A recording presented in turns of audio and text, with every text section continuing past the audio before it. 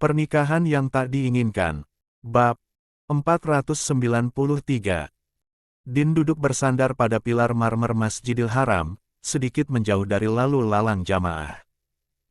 Tubuhnya tampak tenang, namun rahangnya mengeras, dan kedua tangannya saling bertaut lebih erat dari biasanya.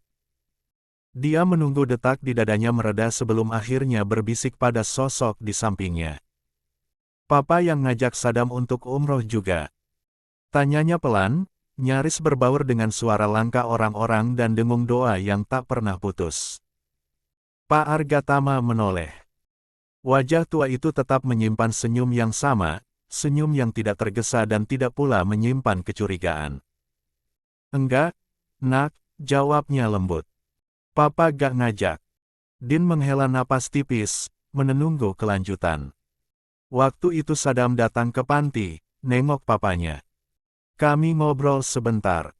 Dia sempat ngajak papa melukis kapan-kapan." Pak Argatama terkekeh kecil, seolah mengingat percakapan ringan itu. "Papa bilang mau umrah." Dia tanya sekilas, papa jawab ala kadarnya saja. Mungkin dari situ dia persiapan. Jawaban itu membuat Din berdecap pelan, refleks yang cepat dia tahan. Kepalanya sedikit menunduk. Ada kesal yang menumpuk, tetapi dia tahu betul kemana dia sedang berpijak. Tanah ini bukan tempat untuk meluapkan prasangka. Dan lelaki di sampingnya bukan orang yang pantas menanggung amarah yang bukan miliknya. Pak Argatama memandang anaknya dengan saksama. "Kenapa, nak?" tanyanya kemudian. "Papa lihat Saddam juga baik. Sopan. Tapi kamu kelihatan gak suka." Din membuang muka, menatap barisan jamaah yang bergerak perlahan di kejauhan. Anak-anak panti terlihat duduk bergerombol tak jauh dari sana, ditemani para pengurus. Tawa kecil sesekali terdengar, termasuk suara Alina dan Sehrish yang sedang bermain kejar-kejaran ringan, tanpa sadar bahwa kehadiran mereka menjadi titik tegang bagi orang dewasa di sekitarnya. Di sisi lain, Azarin masih berada di ruang khusus ibu menyusui, bersama si kembar. Din menarik napas panjang.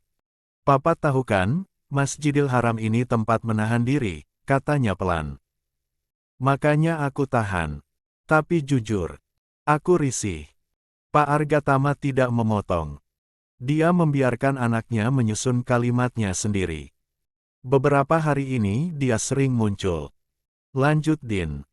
"Datang ke kantor, di acara studi tur sekolah. Menawarkan pertemanan, terus-terusan. Padahal aku sudah bilang gak mau. Bukan karena sombong. Tapi karena batas." Pak Argatama mengangguk kecil. "Aku ini orang gak mudah cemburu, Pak. Tapi kalau sama dia, rasa cemburuku selalu saja tidak stabil," kata Din tanpa berkelit. "Aku tahu itu, aku akui. Dan aku jaga itu supaya gak berubah jadi buruk. Tapi Saddam." Dia sering menatap Azarin. Nada suaranya tetap rendah, tapi tegang. "Bukan terang-terangan. Tapi cukup lama. Cukup sering." Katanya karena mata Azarin mirip almarhum adiknya. "Tapi bagi aku, itu tetap gak pantas. Zina mata itu nyata, Pak. Sekalipun istriku gak pernah membalas, selalu jaga diri. Tetap saja aku gak nyaman." Dia berhenti sejenak, menelan ludah. "Sejak aku minta dia jaga jarak dari keluargaku, justru dia makin sering mendekat. Menawarkan pertemanan. Seolah-olah aku ini pintu yang harus dibuka paksa." Pak Argatama terdiam cukup lama. Angin hangat meka berembus pelan, membawa bau zam-zam dan debu tipis dari lantai marmer. Wajahnya tetap tenang, tapi sorot matanya berubah lebih dalam. "Dua. Papa paham," katanya akhirnya. "Perasaanmu wajar. Kamu suami, dan tugasmu menjaga." Din menoleh, sedikit lega. "Tapi papa mau kamu tahu satu hal tentang Saddam." Lanjut Pak Argatama. "Mungkin ini gak mengubah sikapmu. Tapi bisa mengubah cara kamu memandang." Din tidak menyela. "Saddam itu sering ke panti. Papanya tinggal bersebelahan dengan kamar papa. Kami berteman, ujar Pak Argatama. Dari situlah Papa sering ngobrol dengannya. Din mengerutkan kening tipis. Ibunya meninggal setelah melahirkan adik perempuannya, kata Pak Argatama pelan. Sejak itu, Sadam yang membesarkan adiknya. Bukan cuma sebagai kakak, tapi ayah dan ibu sekaligus, karena ayahnya memilih tinggal di panti sama persis seperti Papa. Din terdiam. Setelah dewasa, adiknya menikah. Punya anak, dan itulah Sehrish. Lanjut sang ayah. Sadam bahagia waktu itu. Tapi takdir kembali menguji. Adiknya meninggal bersama suaminya dalam kecelakaan. Napas Din terasa tertahan. Sekarang dia membesarkan Sehrish sendirian. Dengan senyum yang selalu sama. Pak Argatama menghela napas. Papanya sendiri sakit kanker otak. Sudah lama. Tapi dia memilih tinggal di panti. Gak mau merepotkan Sadam. Dan Sadam belum tahu penyakit itu seberat apa. Din menunduk. Tangannya yang sejak tadi bertaut kini mengendur. Papa lihat Sadam itu ceria. Lanjut Pak Argatama. Tapi itu bukan karena dia bahagia. Itu karena dia gak mau Sehrish melihat dunia sebagai tempat yang kejam. Dia simpan lukanya sendiri. Din menatap lantai marmer. Kilau putihnya memantulkan cahaya matahari sore yang mulai hangat. Papa kasihan sama dia, kata Pak Argatama jujur. Menurut Papa, dia pria paling kesepian yang Papa kenal. Kalau dia memohon pertemanan, mungkin bukan karena niat buruk. Mungkin karena dia gak punya siapa-siapa untuk bersandar. Din terdiam lama. Tidak ada bantahan. Tidak juga persetujuan. Hanya sunyi yang penuh pertimbangan. Di kejauhan, tawa Sehrish dan Alina kembali terdengar, dua anak kecil yang tidak tahu beban orang dewasa. Sadam terlihat ikut tertawa, berjongkok sejajar dengan mereka, wajahnya ringan, seolah dunia memang tidak pernah menyakitinya. Din menutup mata sejenak. Aku tetap gak nyaman, Pak, katanya akhirnya, jujur. Aku gak bisa berpura-pura. Pak Argatama menepuk lengan anaknya pelan. Papa gak minta kamu berteman. Papa cuma minta kamu adil. Bahkan pada orang yang kamu curigai. Din mengangguk pelan. Dan ingat. Lanjut Pak Argatama. Di tanah suci ini, kadang Allah mempertemukan bukan untuk menguji marah kita, tapi untuk menguji kebijaksanaan kita. Din menghela napas panjang. Dadanya terasa berat, tapi bukan lagi oleh amarah. Melainkan oleh pemahaman yang tidak dia minta, namun kini dia miliki. Dia menatap ke arah Azarin yang baru saja keluar dari ruang ibu menyusui, menggendong salah satu bayi. Tubuh istrinya tampak lelah, namun langkahnya sangat tenang. Pemandangan itu membuat hatinya kembali ke tempatnya. Din berdiri perlahan. Aku masih berat untuk membuka pertemanan, Pak. Aku harap Papa paham. 3. Maksudku. Pak Argatama tidak langsung menanggapi. Dia membiarkan kalimat Din menggantung di antara mereka, menyatu dengan udara Mekah yang hangat dan hiruk jamaah yang tak pernah benar-benar sunyi. Tatapannya mengikuti langkah Azarin yang perlahan mendekat, menggendong bayi dengan penuh kehati-hatian, seolah dunia di sekelilingnya bisa runtuh jika dia lengah sesaat saja. Baru setelah Azarin berlalu menuju rombongan para maid, Pak Argatama kembali memusatkan perhatian pada putranya. Kamu tahu, nak, ucapnya pelan, suaranya nyaris tenggelam oleh desir langkah orang-orang yang berlalu, hidup ini jarang sekali hitam dan putih. Din menoleh. Ayahnya tidak sedang menasihati dengan nada menggurui. Dia berbicara seperti seseorang yang pernah jatuh, pernah kecewa, dan memilih belajar daripada menyalahkan. Papa paham kenapa kamu membangun tembok. Lanjut Pak Argatama. Papa tahu kamu bukan laki-laki yang ceroboh. Kamu hitung langkahmu, kamu jaga keluargamu dengan caramu sendiri. Itu bukan salah. Din menunduk, jemarinya mengusap lututnya perlahan. Dia mendengarkan. Tapi kadang, kata Pak Argatama lagi, tembok yang terlalu tinggi bukan cuma menghalangi bahaya. Dia juga menghalangi cahaya. Din menghela napas, bukan karena menolak, melainkan karena kata-kata itu tepat mengenai bagian yang selama ini dia lindungi paling keras. Papa gak minta kamu menurunkan tembok itu, ujar Pak Argatama, seolah membaca pikirannya. Papa cuma berharap kamu sediakan satu celah kecil. Bukan untuk siapapun masuk. Tapi untuk kamu melihat dengan sudut pandang yang lebih lapang. Din mengangkat wajahnya.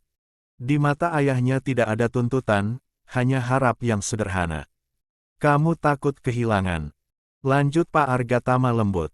Papa tahu. Kamu kehilangan banyak hal dalam hidupmu dulu. Dan sekarang, saat Allah titipkan kebahagiaan sebesar ini, kamu menjaga dengan seluruh tenaga. Din terdiam. Dia tidak menyangkal. Itu sifat lelaki yang bertanggung jawab, kata Pak Argatama. Tapi jangan sampai rasa takutmu membuatmu lelah sendiri. Din menatap Ka'bah dari kejauhan. Bangunan itu berdiri kokoh, dikelilingi manusia dari berbagai penjuru dunia, dengan beban dan kisah yang tak pernah sama. Namun semuanya menghadap ke arah yang satu. Apa Papa gak takut? Tanya Din tiba-tiba, suaranya rendah. Dengan membuka diri pada orang lain. Pak Argatama tersenyum tipis. Takut, jawabnya jujur. Tapi Papa lebih takut kalau menutup diri dari hikmah yang Allah titipkan lewat manusia. Din terdiam lagi. Tidak semua yang terlihat bersih itu suci. Lanjut sang ayah. Dan tidak semua yang tampak kusut itu rusak. Kadang yang terlihat mengganggu justru sedang mencari tempat berpegangan. Din menelan ludah. Dia teringat wajah Saddam yang selalu tampak santai, senyum yang tak pernah benar-benar padam, dan caranya mendekati dengan terlalu banyak usaha. Selama ini dia melihatnya sebagai ancaman. Tapi kini, untuk pertama kalinya, dia mempertimbangkan kemungkinan lain. Meski ada satu hal lagi yang mengganjal dalam hatinya. Apa Papa percaya? Din berhenti sejenak, seolah menimbang apakah pertanyaan itu pantas dilontarkan di tempat sesuci ini. Namun akhirnya dia melanjutkan, suaranya tetap rendah, nyaris tenggelam oleh langkah para jamaah. Tentang Jin Dasim. Pak Argatama menoleh pelan. Tidak ada keterkejutan di wajahnya. Tidak pula ada senyum mengejek. Dia, 4. Hanya memandang putranya dengan tatapan yang sama seperti ketika Din masih kecil dan bertanya tentang hal-hal yang sulit dijelaskan dengan logika sederhana. Percaya, jawabnya singkat, lalu menghela napas. Sebagaimana Papa percaya pada hal-hal yang tidak kasat. Mata lainnya. Din mengangguk kecil, tapi alisnya berkerut. Aku sering mikir, katanya jujur, kadang bukan orangnya yang berbahaya. Tapi apa yang menyusup pelan-pelan? Bisikan, prasangka, rasa curiga yang dibesarkan. Aku takut. Rumah tanggaku dimasuki hal-hal seperti itu. Pak Argatama tersenyum tipis. Senyum yang bukan menertawakan, melainkan memahami. Dasim itu ada, ucapnya tenang. Tapi jangan salah sangka, nak. Jin itu tidak punya kuasa merusak kalau pintunya tidak dibuka. Din terdiam. Ayahnya melanjutkan dengan nada yang tetap rendah, seolah tak ingin mengusik kehusyukan sekitar. Dasim bekerja bukan dengan teriakan. Dia bekerja dengan bisikan yang terdengar masuk akal. Dengan kalimat-kalimat yang membuat kita merasa benar sendiri. Din mengepalkan jari-jarinya perlahan. Seperti apa? Tanyanya. Seperti rasa ingin melindungi yang berubah jadi kecurigaan, jawab Pak Argatama tanpa ragu. Seperti cemburu yang lupa batas. Seperti pikiran, aku harus waspada, yang perlahan berubah jadi semua orang ancaman. Din menelan ludah. Kata-kata itu terasa terlalu dekat dengan dirinya. Papa bukan bilang kamu salah. Lanjut sang ayah cepat, seolah membaca kegelisahan di wajah putranya. Papa cuma bilang, Dasim tidak masuk lewat orang lain. Dia masuk lewat celah di dalam diri kita sendiri. Din mengusap wajahnya pelan. Tapi kalau kita lengah. Kita tidak diminta lengah, potong Pak Argatama lembut. Kita diminta seimbang. Mereka berjalan beberapa langkah, lalu berhenti lagi di sisi pembatas. Di kejauhan, Azarin terlihat duduk bersama para maid, menggendong bayi dengan hati-hati. Din memperhatikan istrinya dengan sorot mata yang menghangat. Rumah tangga bukan rapuh karena orang ketiga, kata Pak Argatama pelan. Dia rapuh karena dua orang di dalamnya berhenti saling percaya.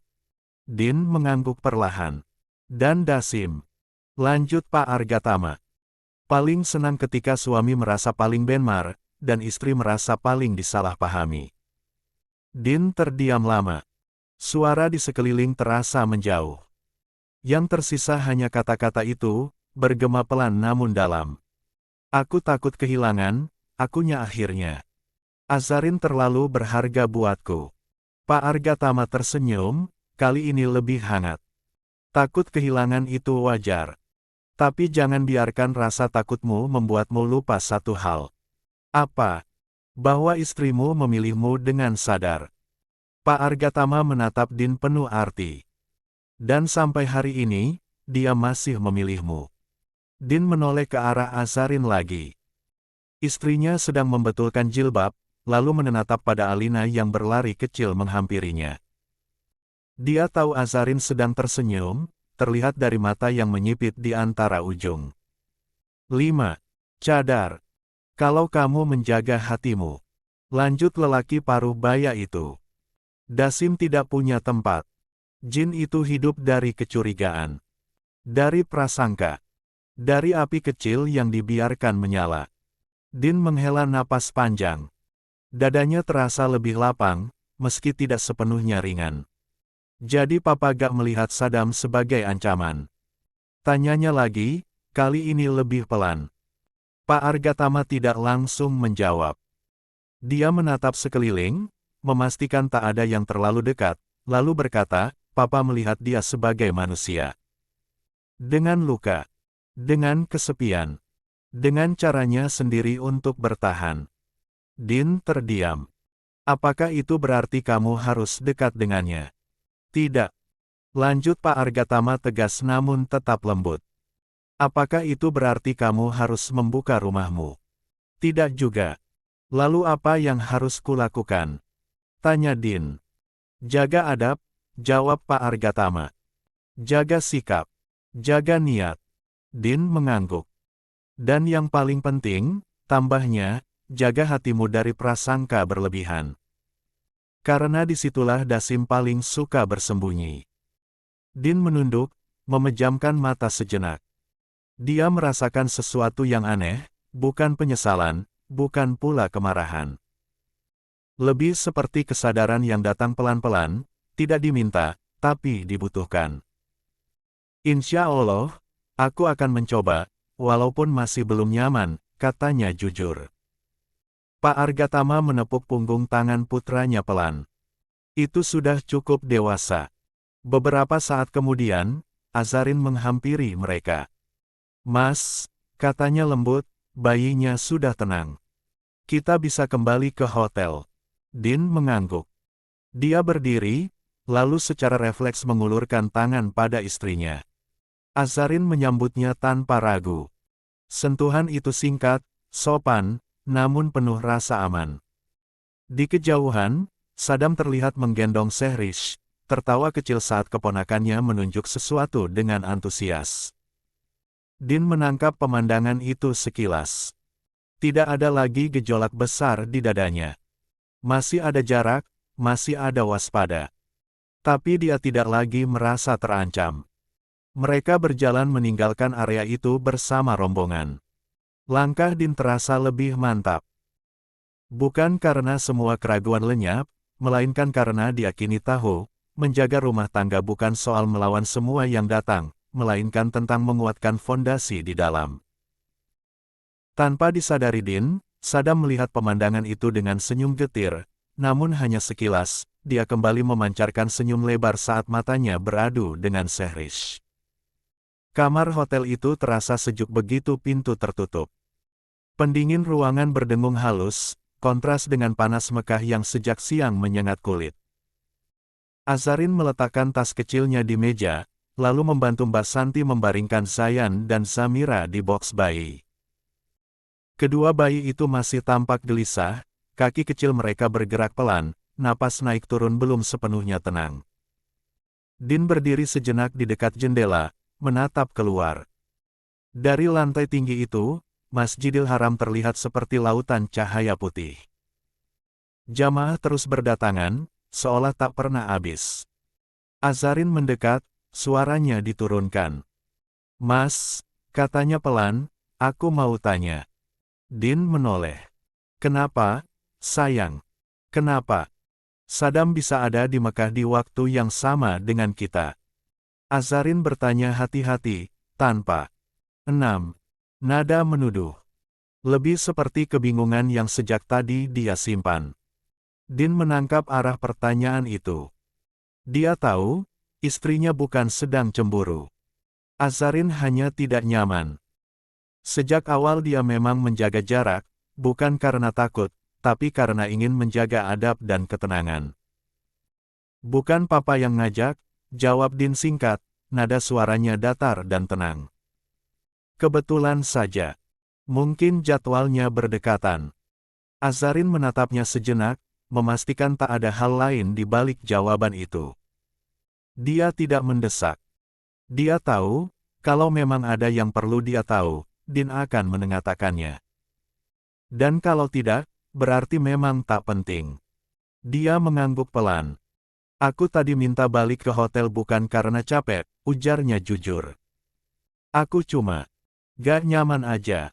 "Gak apa-apa kan, Mas?" Azarin merasa tak enak hati saat mengungkapkan perasaannya. Din menghela napas kecil, lalu tersenyum tipis. "Mas tahu.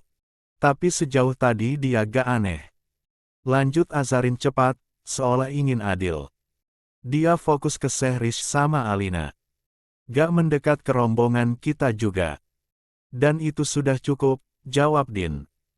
Azarin diam sebentar, lalu tiba-tiba berujar dengan wajah serius tapi mata berkilat jahil. "Atau jangan-jangan, dia itu saudara jauh, Mas. Makanya lengket terus. Kayak magnet." Butuh 1 detik sebelum Din mencerna kalimat itu. Detik berikutnya, tawa Din pecah.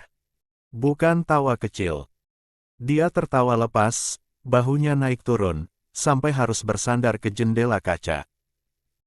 Suara tawanya memenuhi kamar, membuat Mbak Santi yang sedang membereskan botol susu menoleh sambil menahan senyum, lalu segera keluar dari kamar. "Astagfirullah." Din mengusap wajahnya, masih tertawa. "Kok bisa kepikiran sejauh itu?" Azarin tersenyum puas melihat reaksinya. "Ya aneh aja, Mas. Ditolak tapi masih nempel. Jarang-jarang ada yang setekun itu." Din akhirnya berhenti tertawa, napasnya masih tersisa. Dia menatap istrinya dengan mata jenaka. "Kenapa, sayang? Kamu cemburu?" Azarin langsung menggeleng cepat. "Astagfirullah. Ngapain aku cemburu?" Jawabnya refleks. "Cuma, aneh saja. Ada pria yang maksa berteman, padahal jelas-jelas gak disambut." Din terkekeh lagi, kali ini lebih pelan. "Iya, aneh memang." Dia melirik jam di pergelangan tangannya, lalu meraih pakaian gantinya. "Sudahlah. Mas mau mandi dulu. Kita ke Masjidil Haram lagi sebelum maghrib." Azarin menoleh, sedikit heran. "Mas mau ke masjid lagi? Kita kan baru saja dari sana." Din mengangguk sambil membuka kancing bajunya. "Iya. Tadi kita pulang karena kasihan juga sama anak-anak dan kamu perlu istirahat. Tapi maghrib di Masjidil Haram itu sayang kalau dilewatkan." Dia lalu menambahkan, seolah membaca pikiran Azarin, "Maghrib di sana waktunya singkat. Jamaah cepat penuh. Kalau Mas telat, bisa gak kebagian saf yang layak." Azarin mengangguk pelan. Dia paham. Din memang seperti itu. Disiplin dalam ibadah, bukan karena pamer, tapi karena merasa bertanggung jawab pada waktu. Kamu ikut? Tanya Din sambil meraih handuk. Azarin melirik Zayan dan Zamira yang kembali merengek kecil. Wajahnya lembut, tapi ada kelelahan yang tak dia sembunyikan. Gak dulu, aku salat di hotel saja. Zayan sama Zamira masih rewel. Kayaknya belum sepenuhnya adaptasi. Din mendekat, mengecup ringan dahi istrinya. Ya sudah. Jangan dipaksakan. 7. Dia menatap bayi-bayi itu sejenak, lalu kembali ke Azarin. Jangan lupa ajak Mbak Santi ya. Jangan kamu kerjain sendiri. Kamu juga lelah. Azarin tersenyum, mengangguk. Iya, Mas. Din masuk ke kamar mandi.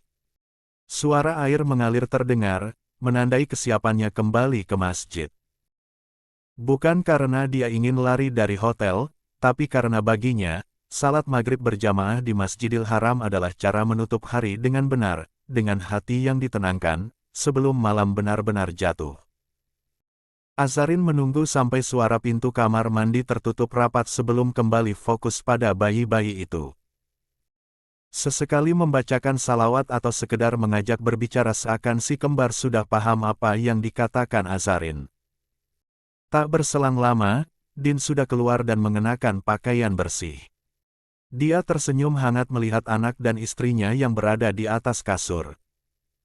Dia pun mendekat, dan mencium kedua bayinya yang sedang bersuara sambil mengangkat kaki dan tangannya. Masya Allah, wanginya anak ayah, puji Din dengan suara yang dibuat dramatis. Jangan rewel ya, sampai ayah datang. Jangan buat bunda kelelahan. Janji.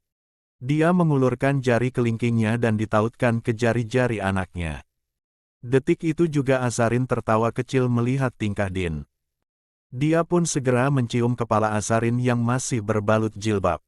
Mas pergi dulu, ya. I love you, sayang. Love you more, ayah. Azarin membalas dengan suara layaknya anak-anak sambil melambaikan tangan anak-anaknya. Rambut Din masih sedikit basah ketika dia melangkah keluar kamar. Di lorong hotel, Pak Argatama sudah menunggu bersama Alina dan rombongan kecil mereka. Alina sendiri dimandikan oleh maid khusus untuk mengurus Alina, sehingga gadis itu tak banyak merepotkan Azarin. Sementara anak-anak panti tampak berbeda dibanding sore tadi. Mereka sudah mandi, berganti pakaian bersih, rambut disisir rapi. Wajah-wajah kecil itu memancarkan antusiasme yang sulit disembunyikan, seolah maghrib di Masjidil Haram adalah hadiah besar yang sejak tadi mereka tunggu. Kita jalan pelan-pelan, pesan Din sambil memastikan barisan tetap rapi. Anak-anak mengangguk, sebagian menggenggam tas kecil berisi sajadah, sebagian lain menggenggam tangan pengurus panti. Beberapa maid berjalan di belakang, memastikan tak ada yang tertinggal. Alina melangkah di samping kakeknya, sesekali mendongak ke arah menara masjid yang sudah mulai menyala. Begitu mereka tiba di pelataran Masjidil Haram, suasana berubah. Langit mulai berwarna jingga keabu-abuan. Jamaah berdatangan semakin rapat. Din mengarahkan rombongan ke sisi yang cukup lapang. Anak-anak panti duduk bersila dengan tertib, mata mereka berbinar, sebagian berbisik kagum melihat lautan manusia yang mengalir tanpa putus. Din mengambil tempat sedikit ke depan, di samping ayahnya. Dia duduk bersila, punggung tegak, tangan bertumpu di lutut. Bibirnya bergerak pelan, berzikir, mencoba menata hati. Segala percakapan bersama ayahnya tadi perlahan dia lepaskan. Ini waktunya menunggu panggilan yang lain, panggilan yang tak bisa ditawar. Beberapa menit berlalu dalam sunyi yang ramai. Sunyi di dalam kepala, ramai di sekeliling. Namun tiba-tiba sebuah suara berbisik pelan, terlalu dekat untuk diabaikan. Jangan marah ya, kawan, aku duduk di sampingmu. Aku gak ada teman di sini. Mata Din terbuka seketika. Refleks, kepalanya menoleh. Sadam sudah duduk di sampingnya. Jarak mereka sangat dekat, dibatasi hanya satu garis sajadah. Wajah pria itu terlihat lebih tenang dibanding pertemuan-pertemuan sebelumnya. Tidak ada senyum menantang, tidak ada gestur berlebihan. Hanya sorot mata yang tampak lelah, namun waspada. Jantung Din berdegup sedikit lebih cepat. Ada naluri lama yang hampir muncul, naluri untuk menutup diri. 8. Untuk menegakkan tembok. Namun di detik yang sama, suara ayahnya terlintas di kepalanya. Din menarik napas perlahan, lalu menghembuskannya pelan. Dia tidak bergeser, tidak juga berdiri. Kamu ini keras kepala sekali, ucap Din akhirnya, suaranya rendah, dingin, tapi terkendali. Tidak setajam biasanya. Jujur saja, aku penasaran. Siapa yang menyuruhmu ingin dekat denganku? Ada yang mengatur ini. Nada itu membuat Saddam terdiam. Senyum tipis di wajahnya menghilang. Bahunya turun sedikit, seolah beban yang dia pikul terlalu berat untuk terus ditahan. Dia menunduk, pandangannya jatuh ke sajadah di hadapannya. Bibirnya terkatup rapat. Tidak ada jawaban.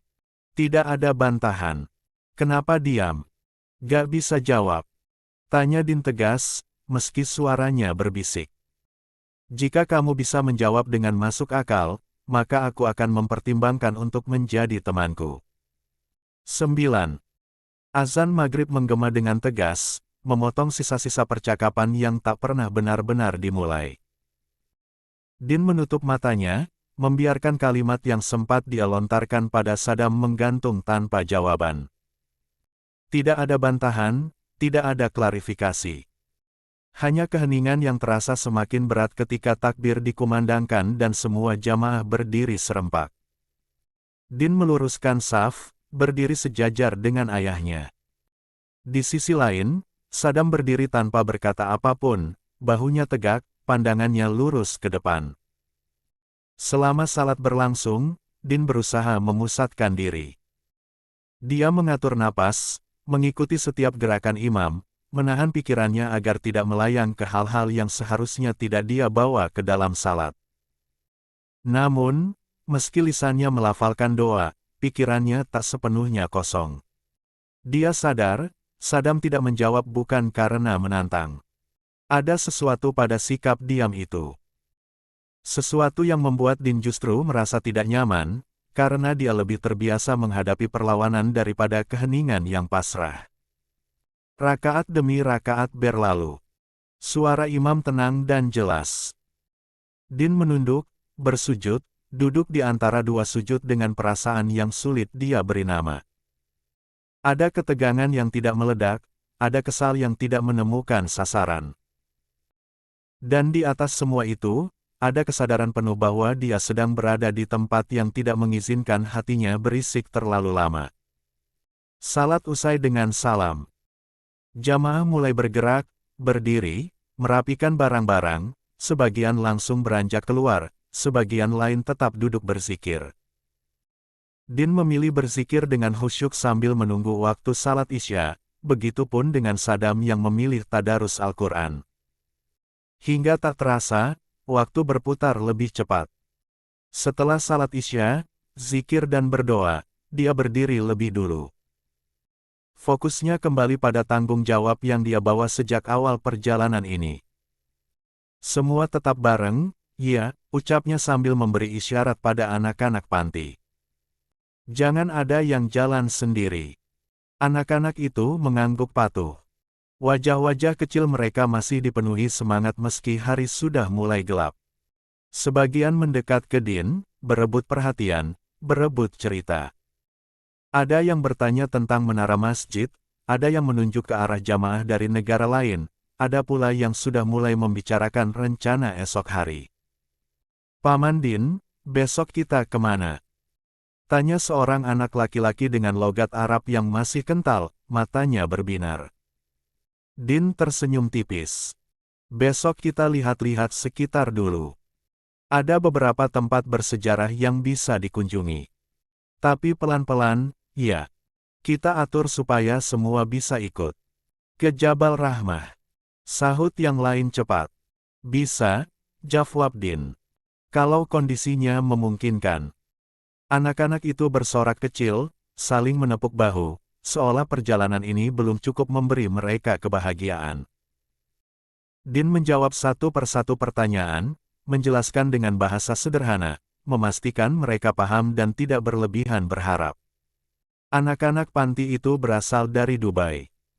Mereka bukan asing dengan perjalanan, tapi bagi sebagian besar dari mereka, Mekah tetap terasa berbeda. Lebih besar, lebih ramai, lebih hidup. Di sela-sela penjelasan itu, pandangan Din tanpa sadar bergeser. Dia melihat ayahnya. Pak Argatama berdiri tidak jauh dari mereka. Di sampingnya, Sadam. Jarak mereka sangat dekat, terlalu dekat untuk ukuran dua orang yang dia pikir hanya dekat saat di panti. Pak Argatama tertawa kecil, wajahnya tampak lepas. Tangannya terangkat, mengusap kepala Sadam dengan gerakan yang begitu alami, seperti seorang ayah pada anaknya sendiri. 10. Din terpaku sejenak.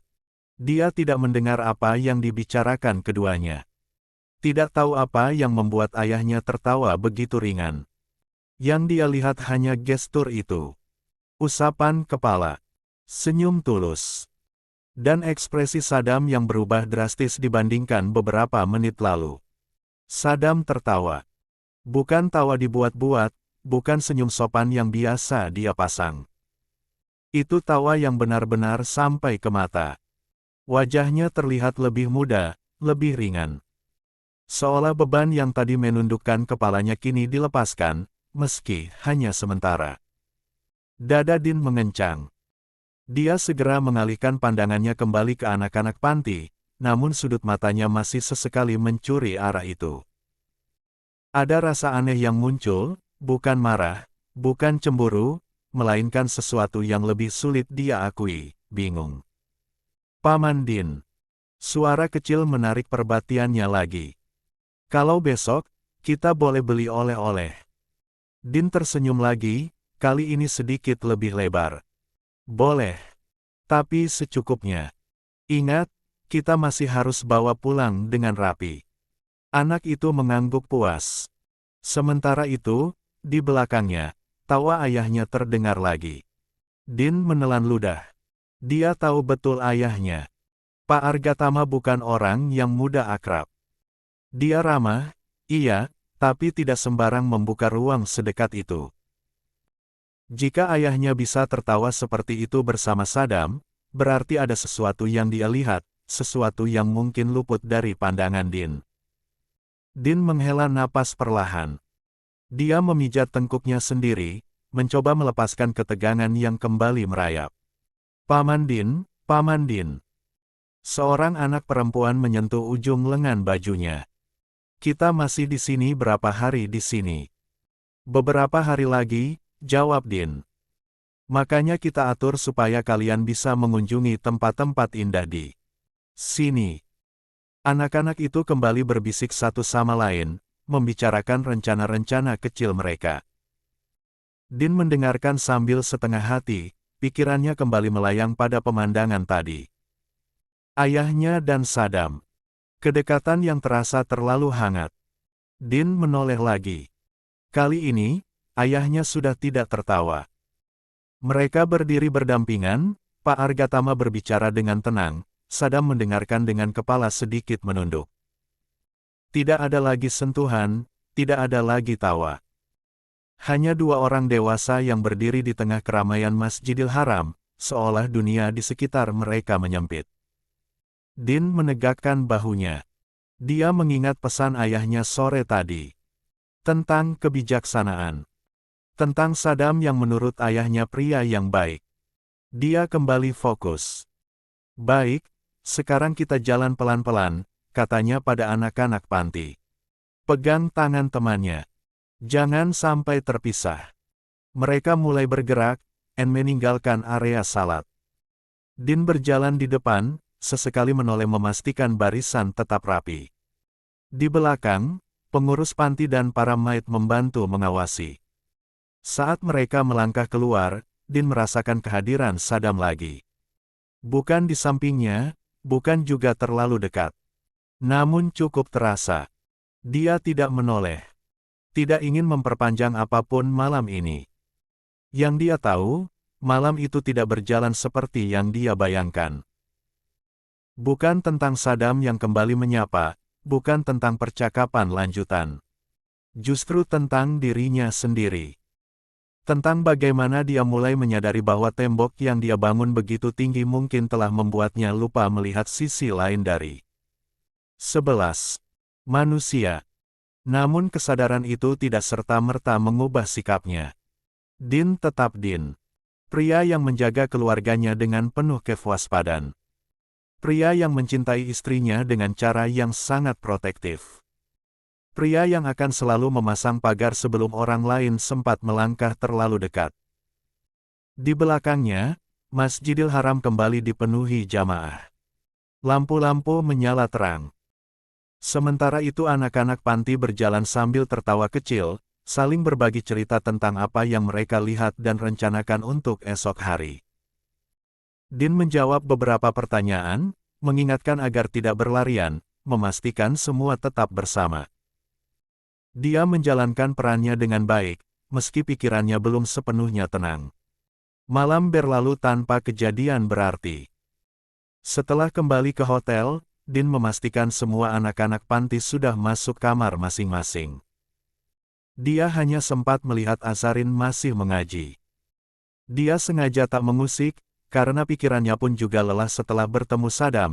Energinya lebih banyak terkuras dibanding menjawab banyak pertanyaan dari anak-anak panti. Mekah tidak pernah benar-benar tidur. Din terbangun sebelum azan subuh. Udara kamar hotel masih sejuk, lampu-lampu kota terlihat dari celah jendela. Dia duduk sejenak di tepi ranjang, menenangkan diri, lalu bangkit untuk mengambil wudhu. Ia memilih tahajud singkat, tidak lama, namun cukup untuk merapikan pikirannya. Setelah itu, dia membangunkan istrinya dan mengajak salat bersama di masjid. Tidak hanya Azarin, semua orang pun kembali menunaikan salat berjamaah di masjid, bahkan si kembar pun ikut serta, sekaligus mendengar doa-doa yang selalu dipanjatkan subuh. Setelah salat, sebagian jamaah memilih tetap tinggal untuk berzikir, sebagian kembali ke hotel. Din memilih tetap di area masjid hingga matahari mulai naik, lalu kembali untuk sarapan. Pagi di Mekah terasa berbeda. Tidak pernah benar-benar sepi. Ada suara langkah, percakapan dalam berbagai bahasa, aroma makanan dari hotel-hotel sekitar. Setelah duha berjamaah, Din mengumpulkan anak-anak panti, para pengurus, Maid, Alina, dan juga Sehrish. Azarin sendiri memilih kembali ke hotel, bersama si kembar. Dia tidak akan ikut dalam trip kali ini. Zayan dan Zamira masih belum sepenuhnya beradaptasi dengan cuaca dan suasana. Azarin tidak ingin memaksakan diri, apalagi merepotkan para maid. Mbak Santi dia minta ikut Din, menjaga Alina seperti biasa. Dia sendiri memilih menghabiskan pagi di kamar, menyusui, menimang, dan berbicara dengan suara lembut pada kedua bayinya. Pak Argatama pun memilih tinggal. Dia ingin beribadah sendiri di kamar, mendoakan mendiang istrinya dengan tenang, tanpa tergesa, tanpa gangguan. Dia merasa tidak perlu selalu berada di tengah rombongan. Di kamar hotel, Azarin menikmati perannya. Dia duduk di sofa dekat jendela, satu bayi di pangkuan, satu lagi di bouncer kecil. Dia berbicara dengan bahasa khas bayi, suara pelan, penuh kasih. Tidak ada rasa tertekan, tidak ada keluhan. Baginya, Mekah bukan tempat asing. Dia sudah pernah di sini. Yang asing justru peran barunya sebagai ibu dari dua bayi sekaligus, namun anehnya peran itu terasa begitu alami. Sementara itu, di luar, Din memulai harinya dengan tanggung jawab yang jauh lebih ramai. Anak-anak panti tampak antusias. Mereka sudah berganti pakaian, rapi, wangi, dan penuh semangat. Alina berjalan di dekat Din, sesekali menggenggam tangannya. Sehrish ikut di samping Alina, wajahnya cerah, matanya penuh rasa ingin tahu. Dan tentu saja, Sadam ada di sana. Din tidak menunjukkan apapun. Wajahnya datar, sikapnya profesional. Dia membagi kelompok, menjelaskan aturan, memastikan semua mendengar. Sadam berdiri agak ke belakang, tidak banyak bicara. 12. Namun sigap membantu ketika ada anak yang hampir terpisah. Saat rombongan mulai berjalan menyusuri area sekitar, Din mendekat pada Sadam. Suaranya rendah, nyaris tenggelam oleh keramaian. Jangan berpikir karena keponakanmu ikut, lalu kita otomatis berteman, ucapnya tenang, tapi jelas. Selama kamu belum menjawab alasanmu ingin dekat denganku, jaga jarak. Sadam menoleh.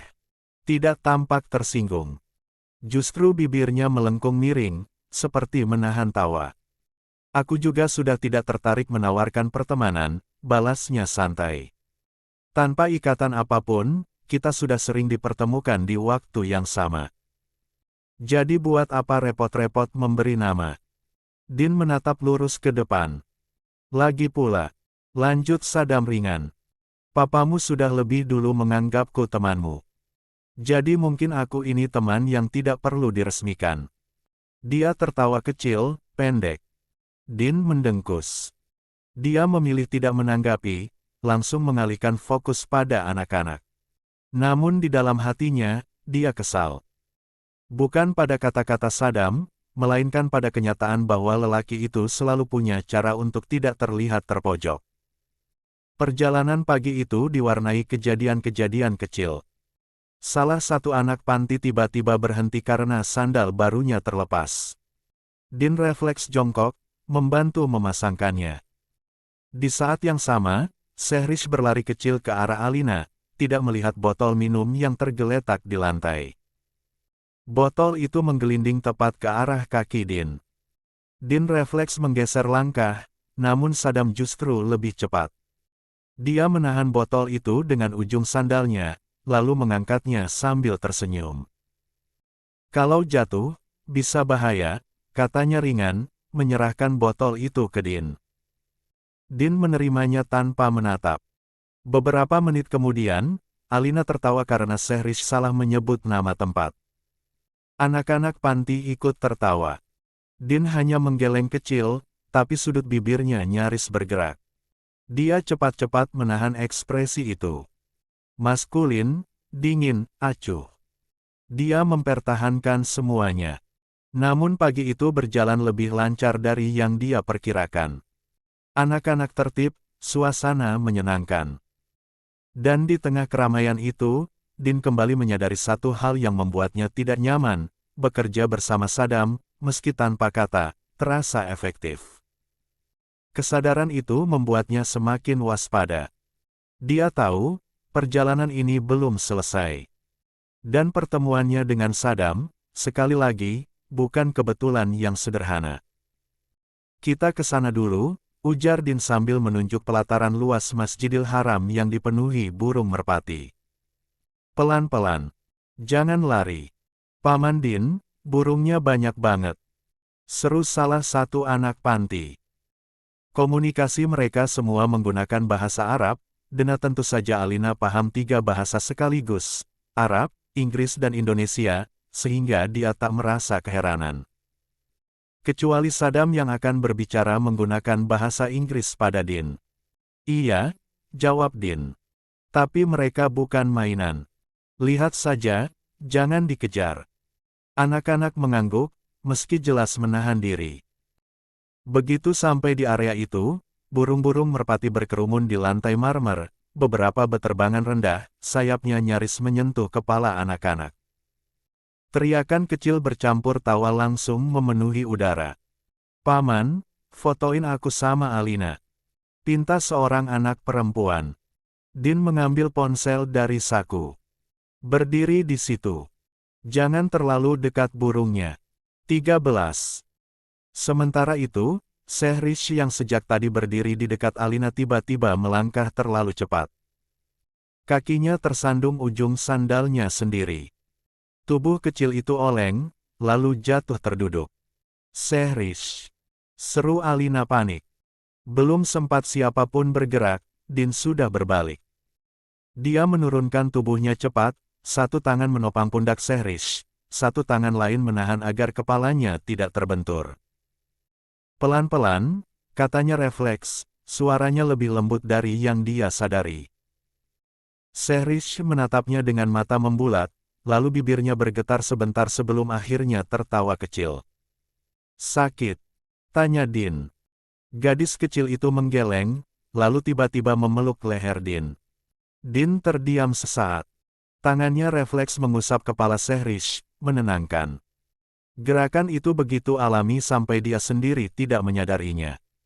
Paman gendong aja, kasihan, celetuk salah satu anak panti. Din ragu sepersekian detik, lalu mengangguk. Dia mengangkat Sehrish, mendudukkannya di lengannya. Sangat ringan. Pegang yang kuat, katanya. Sehrish mengangguk patuh, tangannya melingkar di leher Din. Anak-anak panti bersorak kecil, menggoda. Paman punya anak baru. Teriak seseorang. Jangan asal ngomong, sahut yang lain sambil tertawa. Din hanya mendengus. Kalian ini. Namun sudut bibirnya kembali nyaris bergerak. Sadam memperhatikan dari jarak beberapa langkah. Tidak mendekat, tidak ikut bercanda. Hanya melihat, dengan ekspresi yang sulit dibaca. Setelah puas di area burung merpati, Din mengajak mereka ke stasiun kereta cepat Haramain.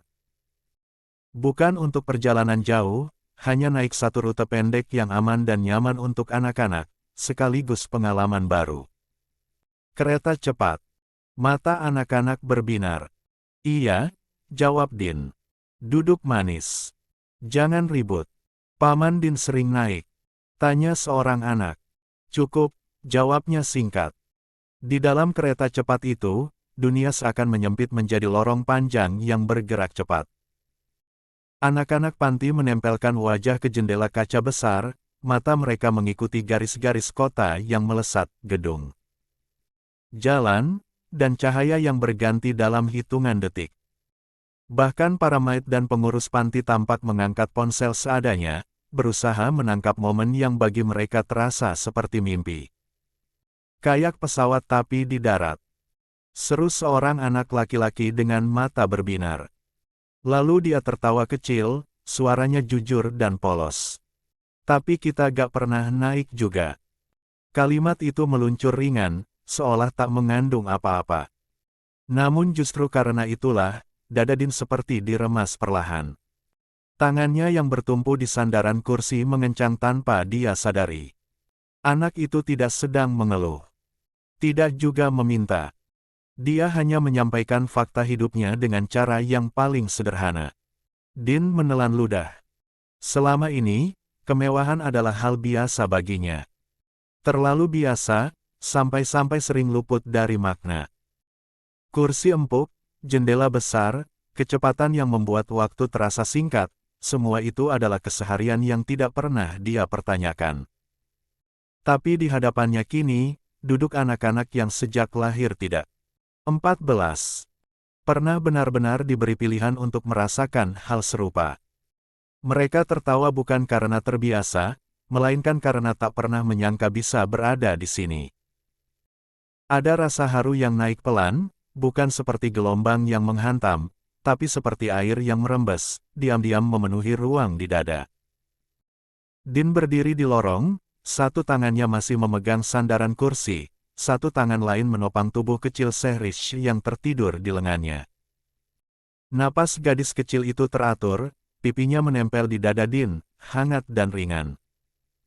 Rambutnya yang halus menyentuh pergelangan tangan Din setiap kali kereta sedikit bergetar.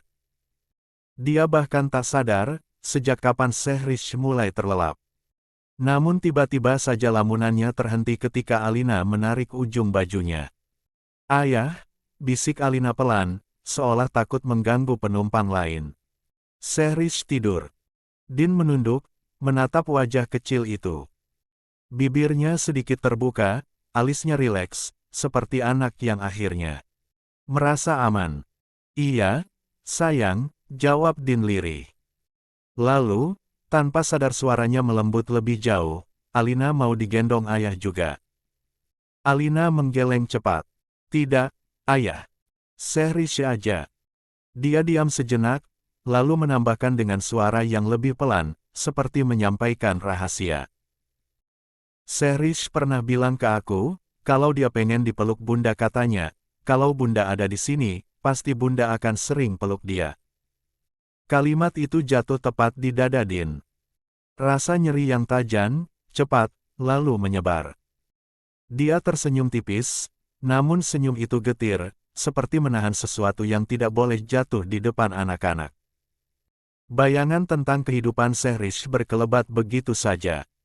Seorang anak kecil yang tumbuh hanya dengan satu sosok dewasa di hidupnya. Seorang paman yang harus menjadi segalanya, pelindung, pengasuh, tempat pulang, sementara dunia terus berjalan tanpa memberi jeda untuk berduka. Egonya, kewaspadaannya, semua pagar yang selama ini dia bangun, runtuh perlahan di momen itu. Tanpa berpikir lebih jauh, Din merapatkan pelukannya. Lengannya mengencang sedikit, bukan untuk menahan, melainkan untuk melindungi. Tangannya mengusap punggung Sehrish pelan, seperti gerakan yang sudah dia lakukan ratusan kali pada anak-anaknya sendiri. Tidur yang nyenyak, gumamnya hampir tak terdengar. Di sudut kereta, Saddam menyaksikan semuanya. Dia berdiri tidak jauh, bersandar pada dinding, mencoba terlihat santai seperti biasa. Namun matanya tidak bisa berpaling. Pemandangan itu, keponakannya dipeluk oleh pria yang selama ini bersikap dingin padanya, mengoyak sesuatu di dadanya. Ada rasa terima kasih yang tiba-tiba muncul, bercampur dengan perih yang tidak terucap. Selama ini, dia sendirian memikul semua itu. Sendirian menenangkan Sehrish setiap kali mimpi buruk datang. Sendirian menjelaskan kematian dengan bahasa yang bisa dipahami anak kecil. Dan kini, untuk pertama kalinya, dia melihat Sehrish mendapatkan pelukan lain. Pelukan yang tulus. Pelukan yang tidak lahir dari kewajiban, melainkan empati. Saddam menarik napas dalam-dalam. Matanya memanas. Dia tidak ingin siapapun melihat air yang mulai menggenang. Tidak ingin Din melihatnya. Tidak ingin Sehrish terbangun dan melihat pamannya menangis. Pelan, dia berbalik dan melangkah menuju toilet di ujung gerbong. Pintu tertutup di belakangnya, dan di ruang sempit itu, akhirnya napasnya goyah. Dia menunduk, satu tangan menekan dinding, satu tangan lain menutup mata. Air mata jatuh, cepat dan diam, seperti sesuatu yang sudah lama ditahan. Di luar, kereta terus melaju. Anak-anak panti masih tertawa, saling menunjuk pemandangan. Alina kembali duduk di kursinya, namun sesekali menoleh ke arah ayahnya dan Sehrish. Din tetap duduk dengan tubuh tegak, namun pikirannya melayang jauh. 15. Dia merasa kecil di hadapan semua ini.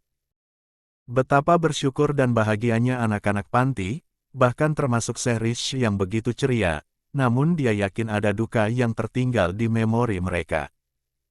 Apa mereka pernah bertanya, mengapa mereka berbeda? Mengapa mereka tak punya ayah dan ibu? Semua itu berkecamuk di benak Din, dan sangat berisik. Kereta melambat. Pengumuman terdengar. Anak-anak bersiap turun, wajah mereka masih penuh semangat. Din membangunkan Sehrish pelan, menurunkannya dengan hati-hati. Kita sudah sampai, katanya lembut. Sehrish mengusap mata, lalu tersenyum kecil. Paman baik, terima kasih ya. Kalimat itu sederhana. Namun cukup untuk membuat Din terdiam sejenak.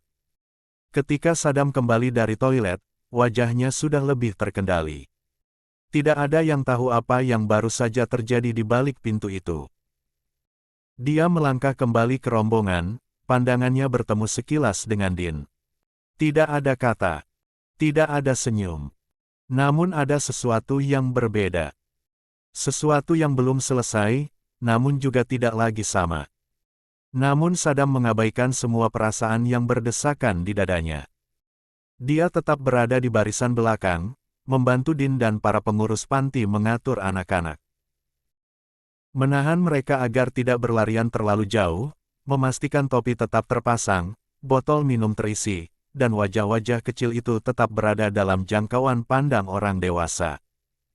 Tidak ada keluhan darinya. Tidak ada protes. Seolah-olah apapun sikap Din, apapun dinginnya tatapan itu, dia akan menghargainya, sekaligus bentuk terima kasih sudah menyayangi Sehrish. Hari berjalan cepat, hampir terlalu cepat. Matahari condong ke barat ketika mereka tiba di sebuah restoran yang ramah anak. Tempatnya luas, meja-meja panjang disusun rapi, kursi-kursi kecil disiapkan untuk anak-anak. Suasana ramai, namun tertib. Din bergerak sigap, memeriksa menu, memastikan tidak ada makanan yang terlalu pedas atau berisiko. Dia menanyakan alergi, membagikan air minum, menghitung kepala anak-anak berulang kali seperti kebiasaan yang tak pernah ia tinggalkan. "Ayah, ini enak," kata Alina sambil menunjuk piringnya. Din mengangguk. "Makan yang pelan. Jangan lupa doa, sayang." Seorang anak panti menyela dengan mata berbinar. "Paman Din, besok kita kemana lagi?" "Kita lihat nanti," jawab Din singkat, namun nadanya tidak setegas biasanya. "Yang penting hari ini dinikmati dulu." Anak-anak tertawa. Cerita-cerita kecil mengalir. Tentang burung merpati yang berani mendekat, tentang kereta cepat, tentang bangunan-bangunan tinggi yang terlihat seperti lukisan. Din mendengarkan. Bahkan sesekali tertawa kecil, meski cepat-cepat menahan diri, seolah takut terlihat terlalu larut. Sadam duduk tidak jauh, mengawasi dari sisi lain meja. Dia membantu memotongkan makanan untuk Sehrish, mengelap tangan anak-anak yang lengket, mengambilkan tisu. Tidak banyak bicara, tapi selalu sigap. Namun menjelang sore, ada sesuatu yang berubah. Bukan karena lelah. Bukan karena panas.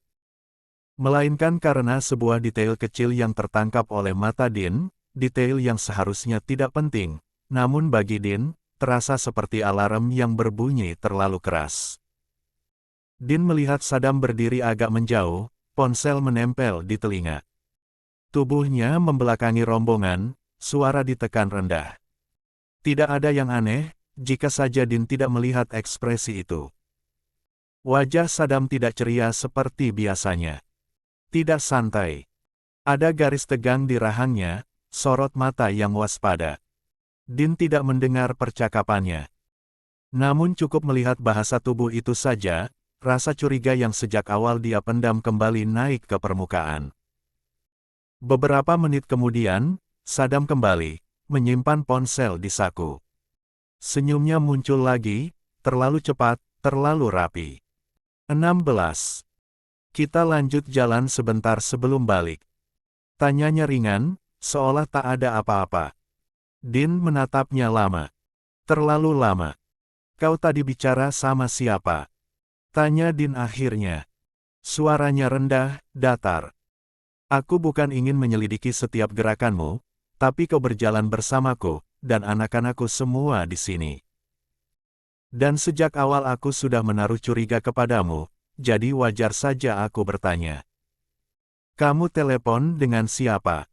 Sepenting itukah, sampai kau harus menjauh? Sadam mengangkat bahu. Telepon biasa. Telepon siapa? Nada Din tidak berubah, tapi ada tekanan di sana. Sadam menyadarinya. Senyumnya memudar sedikit. Urusan pribadi. Kata-kata itu seperti menyiram bensin ke api kecil yang sudah menyala. Din berdiri. Tangannya mengepal di sisi tubuh. Sejak kapan kau punya urusan pribadi yang harus dibahas diam-diam? Tanyanya dingin. Beberapa pengurus panti menoleh. Anak-anak masih sibuk sendiri, tertawa, tidak menyadari apa yang mulai mengeras di udara. Sadam melirik sekitar, lalu mendekat sedikit, menurunkan suaranya. Bukan di sini, Din. Din tertawa pendek. Tidak ada humor di sana. Kau pikir aku bodoh. Kau salah paham. Kau yang bikin aku salah paham, potong Din cepat. Kau muncul tiba-tiba. Kau maksa masuk ke hidup aku. Kau ke kantorku. Sekarang kau ke Mekah, di waktu yang sama. Dan kau masih mau bilang ini kebetulan. Saddam terdiam. Matanya menatap Din lurus. Untuk sesaat, tidak ada senyum. Tidak ada candaan. Kita bicara nanti, ucap Saddam pelan. Sekarang. Tekan Din. Dia melirik anak-anak. Rabangnya mengencang. Lalu dia memberi isyarat pada salah satu pengurus panti. Tolong ajak anak-anak ke depan. Alina juga. Pengurus itu mengangguk cepat, meski bingung. Anak-anak diarahkan menjauh, masih tertawa, masih riuh. Perlahan, area itu menjadi lebih lengang. Saddam menarik napas. Apapun yang kau pikirkan. Din melangkah maju. Jarak mereka kini hanya sejengkal. Jawab satu pertanyaan aku, katanya rendah, setiap kata keluar terkontrol namun berbahaya. Siapa yang nyuruh kau? Saddam menelan ludah. Tidak ada. Kau bohong. Tidak. Jangan bohong di depanku Saddam. Saddam menghela napas panjang. Aku tidak disuruh siapapun. Aku. Din tidak memberinya kesempatan menyelesaikan kalimat. Tangan Din bergerak cepat, mencengkeram kerah baju Saddam dan mendorongnya ke dinding terdekat. Bunyi benturan terdengar keras, cukup untuk membuat beberapa orang menoleh, namun tidak cukup dekat untuk menarik perhatian anak-anak. Kau pikir aku gak tahu? Desis Din. Sorot matamu terlalu mencurigakan, Saddam. Kau terlalu detail, bahkan mengekoriku sampai di sini. Kau disuruh siapa? Sesulit itukah kau menjawab? 17. Mata Saddam membesar. Din, lepaskan. Kau mau dekat sama aku supaya apa? Lanjut Din, suaranya naik, namun tetap ditekan. Supaya kau bisa masuk ke keluargaku. Ke ayahku. Ke anakku. Aku gak pernah. Tinju Din mendarat di wajah Saddam sebelum kalimat itu selesai. Suaranya tumpul, keras.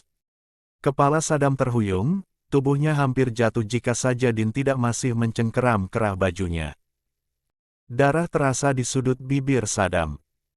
Matanya memerah, bukan hanya karena sakit, tapi karena sesuatu yang lebih dalam. Namun dia tidak melawan. Tidak membalas.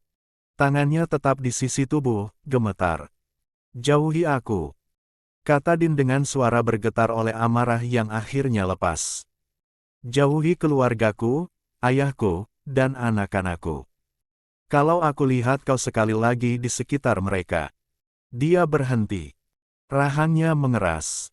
Napasnya berat. Aku gak akan sebaik ini lagi. Din mendorong Saddam menjauh. Saddam tersandung, namun berhasil berdiri.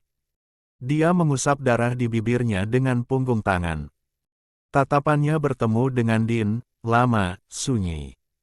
Kau salah, katanya pelan, hampir tak terdengar. Tapi aku gak akan jelasin sekarang. Din menunjuk menjauh. Pergi. Saddam menatapnya sekali lagi, lalu berbalik. Langkahnya pelan, tapi tegap. Di belakangnya, Din berdiri dengan dada naik turun, amarah masih bergetar di setiap uratnya. 18. Sejak pertengkarannya dengan Saddam sore itu, dunia Din kembali ke suasana cukup baik KM teratur. Terkontrol, dan hening dari hal-hal yang tidak dia izinkan masuk terlalu jauh. Lelaki itu seolah menguap begitu saja. Tidak muncul lagi di lorong hotel, tidak terlihat di pelataran Masjidil Haram, tidak ada bayangannya di antara rombongan anak-anak panti.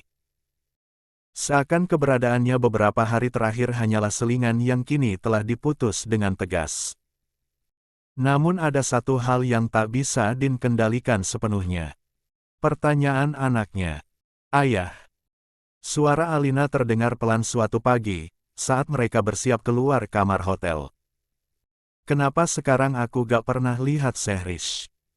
Din menghentikan gerak tangannya sejenak saat merapikan tas kecil. Wajahnya tetap datar ketika menoleh. Entahlah. Mungkin dia ada kegiatan lain. Alina mengernyit. Tapi kemarin-kemarin selalu bareng. Bahkan waktu naik kereta, dia bilang mau lama di sini. Katanya pulang bareng. Din menelan napasnya. Ada sesuatu yang menggesek pelan di dadanya, tapi dia tak membiarkannya muncul ke wajah. Kadang rencana orang dewasa berubah. Alina terdiam sebentar, lalu menatap ayahnya dengan mata polos yang terlalu jujur untuk disiasati. Ayah punya nomor pamannya, kan? Bisa tanya. Din menggeleng. Ayah gak punya, nak. Bukannya ayah berteman sama pamannya. Din terdiam sepersekian detik. Cukup lama untuk menyadari bahwa kalimat berikutnya harus dipilih dengan hati-hati. Berteman itu gak harus saling simpan nomor. Alina tampak bingung, tapi tak membantah. Oh. Dia lalu menarik tangan ibunya, yang sejak tadi berdiri di dekat pintu, memperhatikan dengan tenang.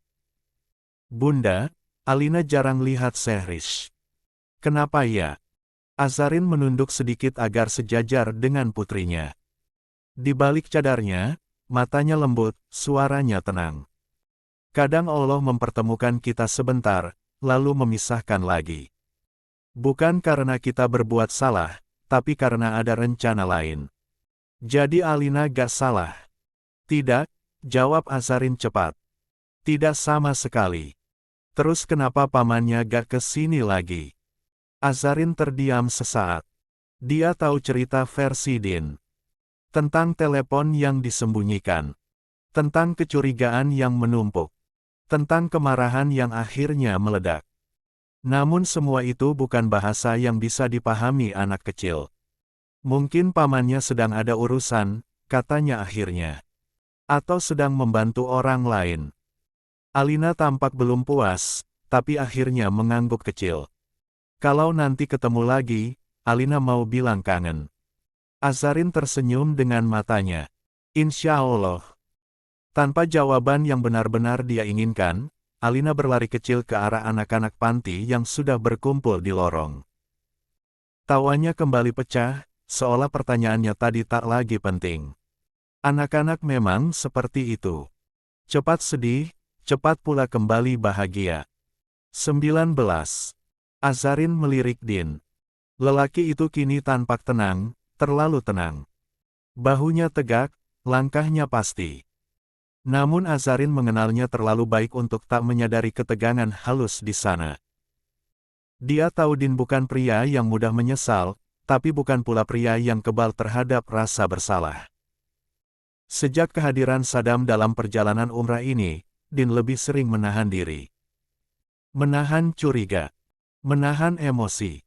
Mungkin sore itu hanyalah titik di mana semua penahanan itu runtuh bersamaan. Azarin memilih diam. Jika Din ingin bicara, dia akan mendenggarkan. Jika tidak, dia tahu kapan harus menunggu. Hari itu adalah hari terakhir mereka di Tanah Suci. Besok pagi mereka akan kembali ke Dubai. Din memutuskan mengajak rombongan ke satu tempat yang belum sempat mereka datangi, selagi pagi masih ramah dan tenaga anak-anak masih utuh. Mereka menuju Jabal Sur, area yang relatif ramah untuk rombongan keluarga jika diatur dengan baik. Perjalanan dilakukan menggunakan bus pariwisata kecil yang sudah disesuaikan, lengkap dengan pendingin udara. Eldean memastikan semua anak duduk berpasangan, sabuk pengaman terpasang, botol minum dibagikan ulang. Azarin kali ini ikut serta, membawa si kembar yang ditempatkan di stroller ganda. Mbak Santi berjalan di sisi stroller, sigap membantu, memastikan topi bayi terpasang dan wajah kecil itu terlindung dari matahari. Bayi-bayi itu tampak tenang, sesekali mengeluarkan suara kecil yang membuat Azarin tersenyum di balik cadarnya. Din sesekali menoleh ke belakang, memastikan istrinya baik-baik saja. Tatapan mereka bertemu. Din mengangkat alis sedikit, isyarat sederhana yang hanya mereka berdua pahami. Azarin membalas dengan kedipan mata pelan. Tidak lelah. Tidak keberatan. Bas melaju, pemandangan Mekah terbentang. Anak-anak panti menempelkan wajah ke jendela, berdecak kagum. Din menjelaskan secukupnya, tentang tempat itu, tentang sejarahnya, tanpa menggurui. Suaranya tegas, tapi hangat. Setibanya di lokasi, mereka turun satu persatu. Din memimpin di depan, menghitung kepala secara refleks. Angin pagi menyentuh wajah, membawa aroma batu dan tanah yang khas. Anak-anak berjalan tertib, sebagian menggandeng tangan pengurus, sebagian sibuk bertanya. "Paman, ini tempat Nabi ya?" "Iya, Nak," jawab Din. "Tapi kita kesini bukan cuma buat lihat, tapi buat ingat." "Ingat apa?" "Ingat kalau perjuangan itu selalu dimulai dari langkah kecil." Alina berjalan di sisi Din, tangannya menggenggam ujung jaket ayahnya. "Ayah pernah capek gak?" Din menoleh. "Pernah, sayang." Terus ayah ingat kenapa ayah mulai." Alina tersenyum, meski mungkin tak sepenuhnya paham. Azarin berjalan beberapa langkah di belakang, mendorong stroller perlahan. Dia memperhatikan Din dari jauh. Lelaki itu terlihat begitu pada tempatnya di antara anak-anak. Tegas tapi protektif. Dingin di luar, hangat di dalam. Dia tahu, di balik ketenangan itu, ada bagian dari Din yang sedang bergulat dengan pikirannya sendiri. Di salah satu titik, rombongan berhenti sejenak. Anak-anak duduk di bawah naungan, minum dan beristirahat. Din membagikan camilan, memastikan tak ada yang terlalu lelah. Seorang anak panti mendekat. "Paman Din, besok kita pulang." "Iya, Nak. Kalau gitu, nanti kangen." 20. Din terdiam sejenak, lalu mengangguk. "Paman juga." Dia mengusap kepala anak laki-laki itu sambil tersenyum. "Tapi insya Allah, umur panjang kita kembali lagi ke sini. Tapi kalian harus janji sama paman, tetap fokus hafal Al-Quran, dan harus jadi anak baik." Anak itu tersenyum lebar. "Baik, paman." Dia lalu kembali ke kelompoknya. Din berdiri, memandang sekeliling. Sekilas, matanya menangkap sosok anak perempuan yang rambutnya diikat rapi, tertawa kecil sambil berlari pendek. Bukan Sehrish. Namun bayangannya melintas begitu saja, seperti ingatan yang enggan benar-benar pergi. Din menghela napas, pelan, nyaris tak terdengar. Azarin mendekat, berdiri di sisinya, namun dia tidak bertanya. Tidak menyinggung apapun. Hanya berdiri, menemani. Din menoleh, lalu mengusap kepala Azarin dengan lembut, gerak yang spontan dan penuh perhatian. "Capek, sayang?" Azarin menggeleng. "Enggak, Mas. Aku cuma mau lihat anak-anak makan." Din mengangguk, lalu mengusap punggung istrinya pelan, seolah memastikan dia benar-benar baik-baik saja. Sentuhan itu singkat, tapi cukup untuk menyampaikan banyak hal yang tak perlu dijelaskan. Mereka kembali ke area istirahat. Anak-anak panti duduk berkelompok, membuka bekal dan camilan yang sudah dibagikan. Ada yang tertawa karena sambal terlalu pedas, ada yang saling bertukar makanan, ada pula yang sibuk mengabadikan momen dengan ponsel milik pengurus panti. Din bergerak dari satu kelompok ke kelompok lain, memastikan semuanya tertib. Nada suaranya tegas saat mengingatkan, namun wajahnya lebih sering santai. "Pelan makannya," katanya pada seorang anak yang terlalu bersemangat. "Airnya diminum dulu." "Iya, paman," jawab anak itu, lalu terkekeh. Azarin berdiri tak jauh, mendorong stroller ganda perlahan. Bayi-bayi itu tampak tenang, mata mereka mengikuti warna dan suara di sekitar. Mbak Santi sigap di sampingnya, menyesuaikan penutup stroller saat matahari bergerak naik. Selesai makan, rombongan bergerak ke area terbuka yang lebih rindang. Din memberi aba-aba singkat, memastikan jalur aman untuk anak-anak. Dia memilih rute yang tidak terlalu padat, memanfaatkan kendaraan wisata lokal untuk berpindah jarak yang lebih jauh agar tenaga anak-anak tetap terjaga. Perjalanan terasa ringan. Canda mengalir, pertanyaan datang silih berganti. "Paman, nanti foto di mana lagi? Kita ke kebun binatang, ya, di Taif Zoo, jawab Din. Tapi ingat, jangan berhamburan. Anak-anak bersorak kecil. Alina berjalan di sisi ayahnya, sesekali menoleh ke arah ibunya, memastikan adik-adiknya baik-baik saja. Din menangkap tatapan itu dan tersenyum tipis. Dia tahu Alina sedang belajar peran barunya, menjadi kakak dengan penuh perhatian. Setelah menempuh beberapa saat perjalanan, mereka tiba di kebun binatang yang tak begitu besar, namun cukup memanjakan mata anak-anak dan orang dewasa. Beberapa mengangkat tangan perlahan, takut-takut. Din berdiri di depan, memberi instruksi singkat agar tidak ada yang berlari sembarangan. Jangan terlalu dekat ya, nak, katanya. Nikmati aja dari sini. Tawa pecah ketika seekor merak melebarkan ekornya. Ponsel diangkat, momen dipotret. Din ikut berdiri agak ke belakang, memantau. Dia melihat Alina tertawa lepas, melihat Azarin yang berdiri tenang di dekat stroller, dan merasakan sesuatu yang hangat mengisi dadanya. Bukan euforia. Lebih seperti rasa cukup. Waktu berjalan tanpa terasa. Menjelang siang, mereka beranjak untuk makan kembali di tempat yang ramah anak. Din memastikan menu sederhana, air minum cukup, tempat duduk berdekatan agar mudah diawasi. Anak-anak kembali bercerita, tertawa, bertanya hal-hal kecil. Din menjawab seperlunya, sesekali melontarkan 21 komentar singkat yang membuat mereka tertawa. Azarin duduk di sisi, memberikan ASI untuk si kembar yang sudah disiapkan di dalam dot. Geraknya luwes, seolah rutinitas itu tak membebani. Din memperhatikan dari kejauhan, lalu menangkap mata istrinya. Dia mengangguk kecil. Azarin membalas dengan kedipan mata pelan. Semua baik. Selesai makan, mereka beristirahat sejenak. Beberapa anak mulai menguap. Din memutuskan untuk menutup agenda luar lebih awal agar semua tetap nyaman. Dia mengumpulkan rombongan, memberi arahan pulang dengan tertib. Tidak ada yang protes. Hari itu terasa penuh, tapi tidak melelahkan.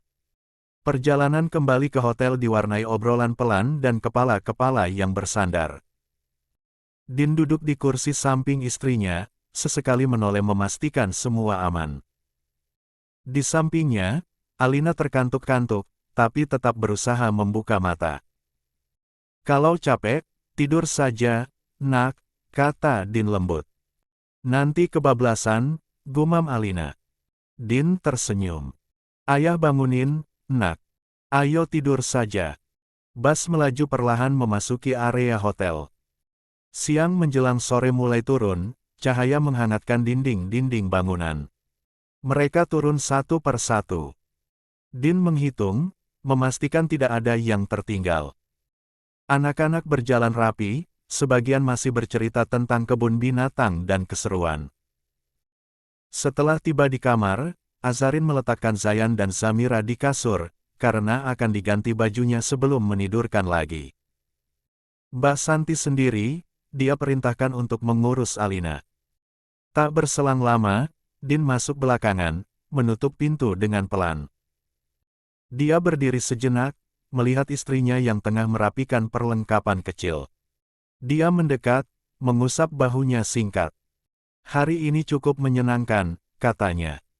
Azarin menoleh, matanya tersenyum. Iya.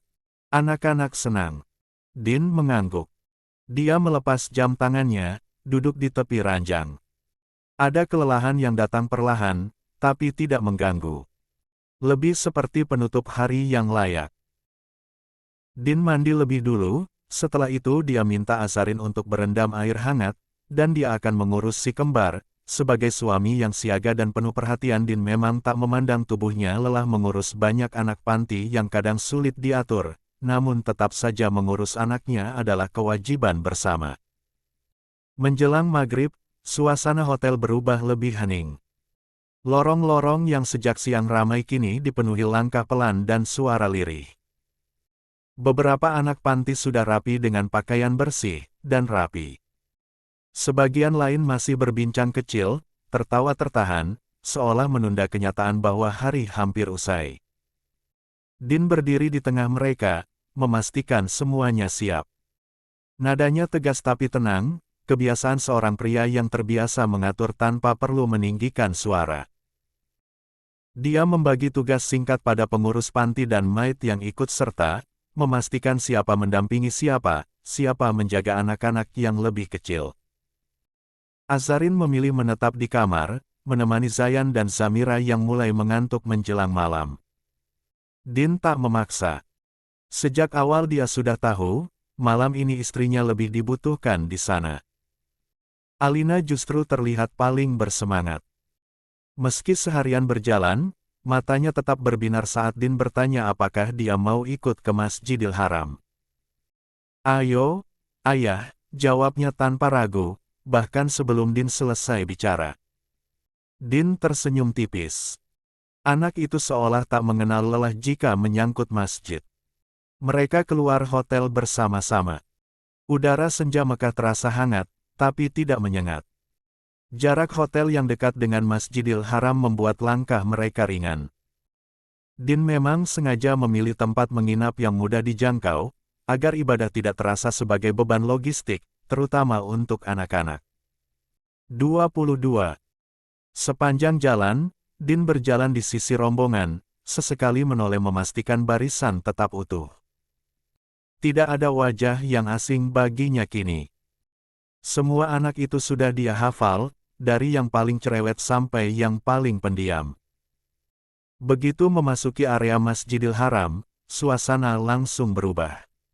Cahaya lampu menyala terang, jamaah mengalir dari berbagai arah. Din mengatur posisi anak-anak, memastikan mereka tidak terpecah. Alina diarahkan ke bagian perempuan bersama pengurus panti dan anak-anak panti perempuan. Anak itu menurut tanpa protes, hanya melambaikan tangan kecil sebelum menghilang di antara jamaah perempuan. Din berdiri sejenak setelah memastikan semuanya tertata. Dadanya naik turun pelan. Ada rasa tenang yang selalu datang setiap kali dia menginjakkan kaki di tempat itu, seolah semua beban dunia mengecil ukurannya. Dia melangkah mencari saf yang memungkinkan tetap mengawasi rombongan. Di tengah langkahnya, pandangannya menangkap sosok yang terasa begitu familiar. Seorang pria tua berdiri menghadap Ka'bah, tubuhnya tegap meski rambutnya memutih. Gerakannya pelan, tapi penuh keyakinan. Din berhenti. "Papa," gumamnya nyaris tak terdengar. Pak Argatama menoleh, seolah memang sejak tadi menyadari kehadiran anaknya. Wajahnya langsung dihiasi senyum kecil yang tenang, senyum yang selalu membuat Din merasa kembali menjadi anak laki-laki, bukan pria dewasa dengan banyak pertahanan. "Kamu sudah sampai?" ujar Pak Argatama pelan ketika mereka saling mendekat. "Iya, Pak. Papa dari kapan di sini?" tanya Din, berusaha terdengar biasa. "Sejak Asyar," jawab ayahnya. "Papa sengaja tidak kembali ke hotel." Din mengangguk. Baru kali ini dia benar-benar sadar, sejak siang tadi ayahnya memang tidak ada bersama mereka. Tidak di hotel, tidak di perjalanan. Karena semenjak di tanah suci ayahnya lebih banyak salat dan berdoa untuk mendiang sang ibu. Mereka berdiri berdampingan, menghadap ke arah yang sama. Tak ada percakapan beberapa saat. Hanya suara langkah jamaah dan lantunan doa yang bersahutan. Din sempat melirik ke arah rombongannya, memastikan anak-anak panti sudah berada di saf masing-masing. "Din," katanya, suaranya tetap lembut, namun ada keseriusan yang tak biasa. "Papa ingin membahas Saddam sama kamu. Papa harap kamu tidak keberatan." Kalimat itu jatuh begitu saja, tanpa pengantar. Tubuh Din seketika menegang. Bahunya yang semula rileks mengeras, rahangnya mengatuk lebih kuat dari sebelumnya. Dia tidak langsung menjawab. Matanya menatap lurus ke depan, ke arah Ka'bah, tapi pikirannya seketika penuh. Di tempat sesuci ini, Di waktu yang seharusnya menenangkan, Din menarik napas panjang, berusaha menahan gelombang emosi yang tiba-tiba naik. Jarinya mengepal pelan di sisi tubuh, tanda bahwa topik itu bukan hal sepele baginya. "Pak," suaranya terdengar lebih rendah dari yang dia maksudkan. Pak Argatama menoleh sedikit, menatap anaknya dengan tatapan yang sama seperti bertahun-tahun lalu, tenang, menunggu, tidak memaksa. Azan maghrib belum berkumandang. Masih ada jeda waktu yang terasa terlalu panjang. Setelah salat Isya, Papa tunggu di kamar. Papa harap kamu datang. Pria parubaya itu lantas melangkah setelah berbicara, seolah tak peduli dengan raut wajah Din yang diliputi kebingungan. Ada apa? Mengapa harus membahas Saddam? Apakah laki-laki itu berperan penting dalam hidupnya? Dan ayahnya tampak serius. Semua pertanyaan itu berkecamuk di benak Din sembari melihat ayahnya sudah berbaur. 23. Dengan para jamaah. 24. Sekitar pukul 9 malam, lorong hotel sudah jauh lebih lengang. Cahaya lampu temaram memantul di lantai marmer, menyisakan gema langkah kaki yang sesekali terdengar dari tamu lain yang baru kembali. Din melangkah perlahan menuju kamarnya. Bahunya tampak sedikit turun, bukan karena lelah fisik, melainkan karena pikirannya belum benar-benar tenang. Anak-anak panti, Alina, dan para maid sudah lebih dulu kembali ke hotel sejak selepas salat Isya. Din memilih bertahan lebih lama di Masjidil Haram. Dia duduk bersila di sudut yang agak tenang, membiarkan tasbih berputar pelan di jemarinya. Zikirnya tidak terburu-buru. Setiap lafaz dia ucapkan dengan jeda, seolah memberi ruang bagi dadanya untuk bernapas. Di sela-sela itu, doa-doa yang lebih personal menyelinap. Nama ibundanya terucap lirih, diulang beberapa kali. Tidak ada air mata yang jatuh, tapi ada rasa perih yang menetap, seperti luka lama yang disentuh kembali. Din menunduk lama setelah doa terakhirnya, lalu berdiri dengan gerakan pelan, seolah enggan memutuskan ikatan sunyi dengan tempat itu. Saat pintu kamar hotel dibukanya, suasana langsung terasa berbeda. Lampu kamar utama redup, hanya lampu tidur di sisi ranjang yang menyala. Azarin sudah terlelap. Wajah istrinya terlihat tenang, jilbabnya sudah dilepas dan rambutnya tergerai rapi di bantal. Din berhenti sejenak di ambang pintu, memandangi pemandangan itu dengan senyum tipis yang nyaris tak terlihat. Dia melangkah mendekat, menunduk, lalu mengecup kening Azarin dengan sentuhan yang sangat ringan, seolah takut membangunkannya. Tangannya merapikan beberapa helai rambut yang jatuh menutupi wajah istrinya. Gerakannya lembut, penuh kehati-hatian, seperti menyentuh sesuatu yang sangat berharga. Dari situ, langkahnya beralih ke ranjang kecil tempat Zayan dan Zamira tidur berdampingan. Din mengusap kepala kedua anaknya bergantian, jemarinya berhenti sejenak di ubun-ubun masing-masing, sebelum membenahi selimut yang sedikit tersingkap. Wajahnya melunak, ekspresi yang jarang terlihat di hadapan banyak orang.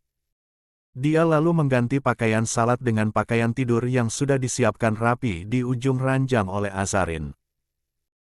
Setelah itu, alih-alih langsung berbaring, Din melangkah ke arah jendela besar yang menghadap langsung ke arah Masjidil Haram. Tirai tipis sudah terbuka. Dari ketinggian hotel, manusia-manusia di bawah terlihat seperti titik-titik kecil yang bergerak tanpa henti.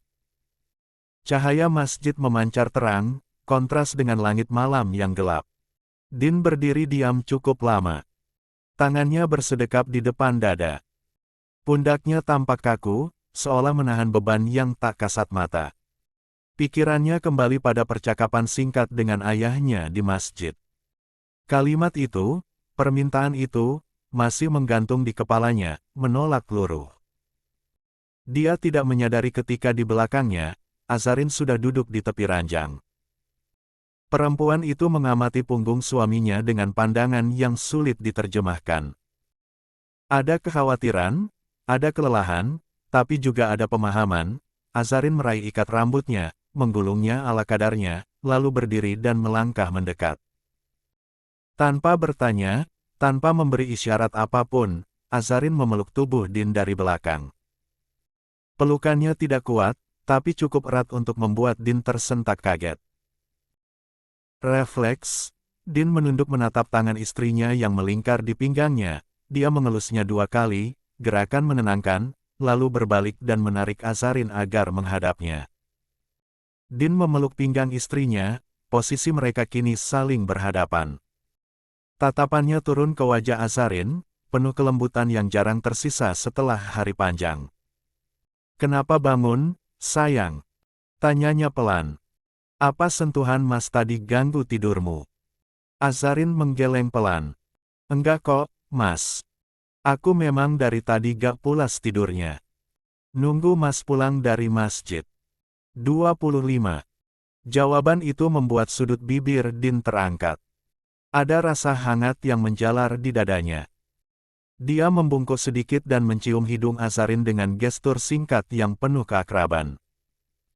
"Kamu terlalu baik sama Mas," ucapnya lirih, hampir seperti gumaman. Azarin tersenyum kecil, tapi matanya tetap mengamati wajah suaminya dengan saksama. "Mas berdiri lama sekali di sini," katanya kemudian. Kelihatan seperti lagi mikir berat. Din terdiam sejenak.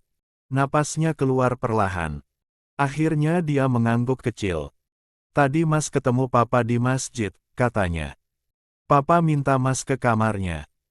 Kening Azarin langsung berkerut. "Kenapa Mas gak ke sana?"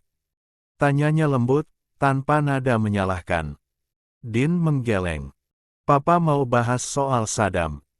Tapi Mas sudah gak mau bahas dia lagi."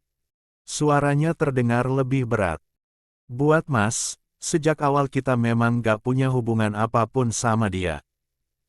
Kita cuma orang asing yang kebetulan ketemu di beberapa momen. Gak ada yang perlu dibahas."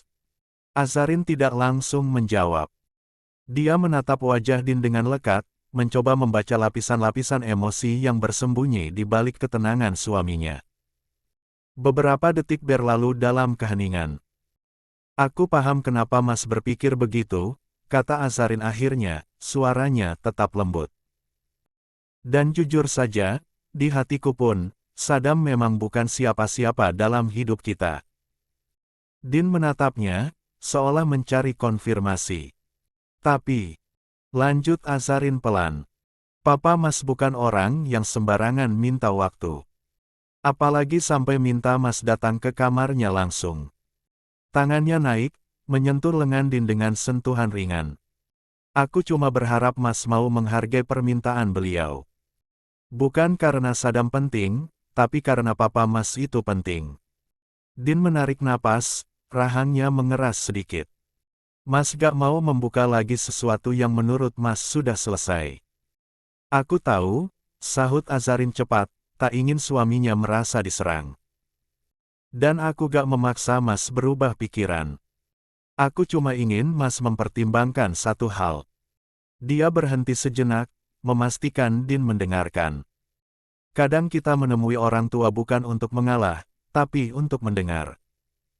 Bisa jadi Papa hanya ingin memastikan Mas baik-baik saja. Atau mungkin ada hal lain yang beliau lihat dan Mas belum." Din memalingkan wajah sebentar ke arah jendela. Lampu-lampu Masjidil Haram masih menyala terang di kejauhan. "Mas gak mau energi kita terseret ke sesuatu yang gak penting," katanya pelan. Azarin tersenyum tipis.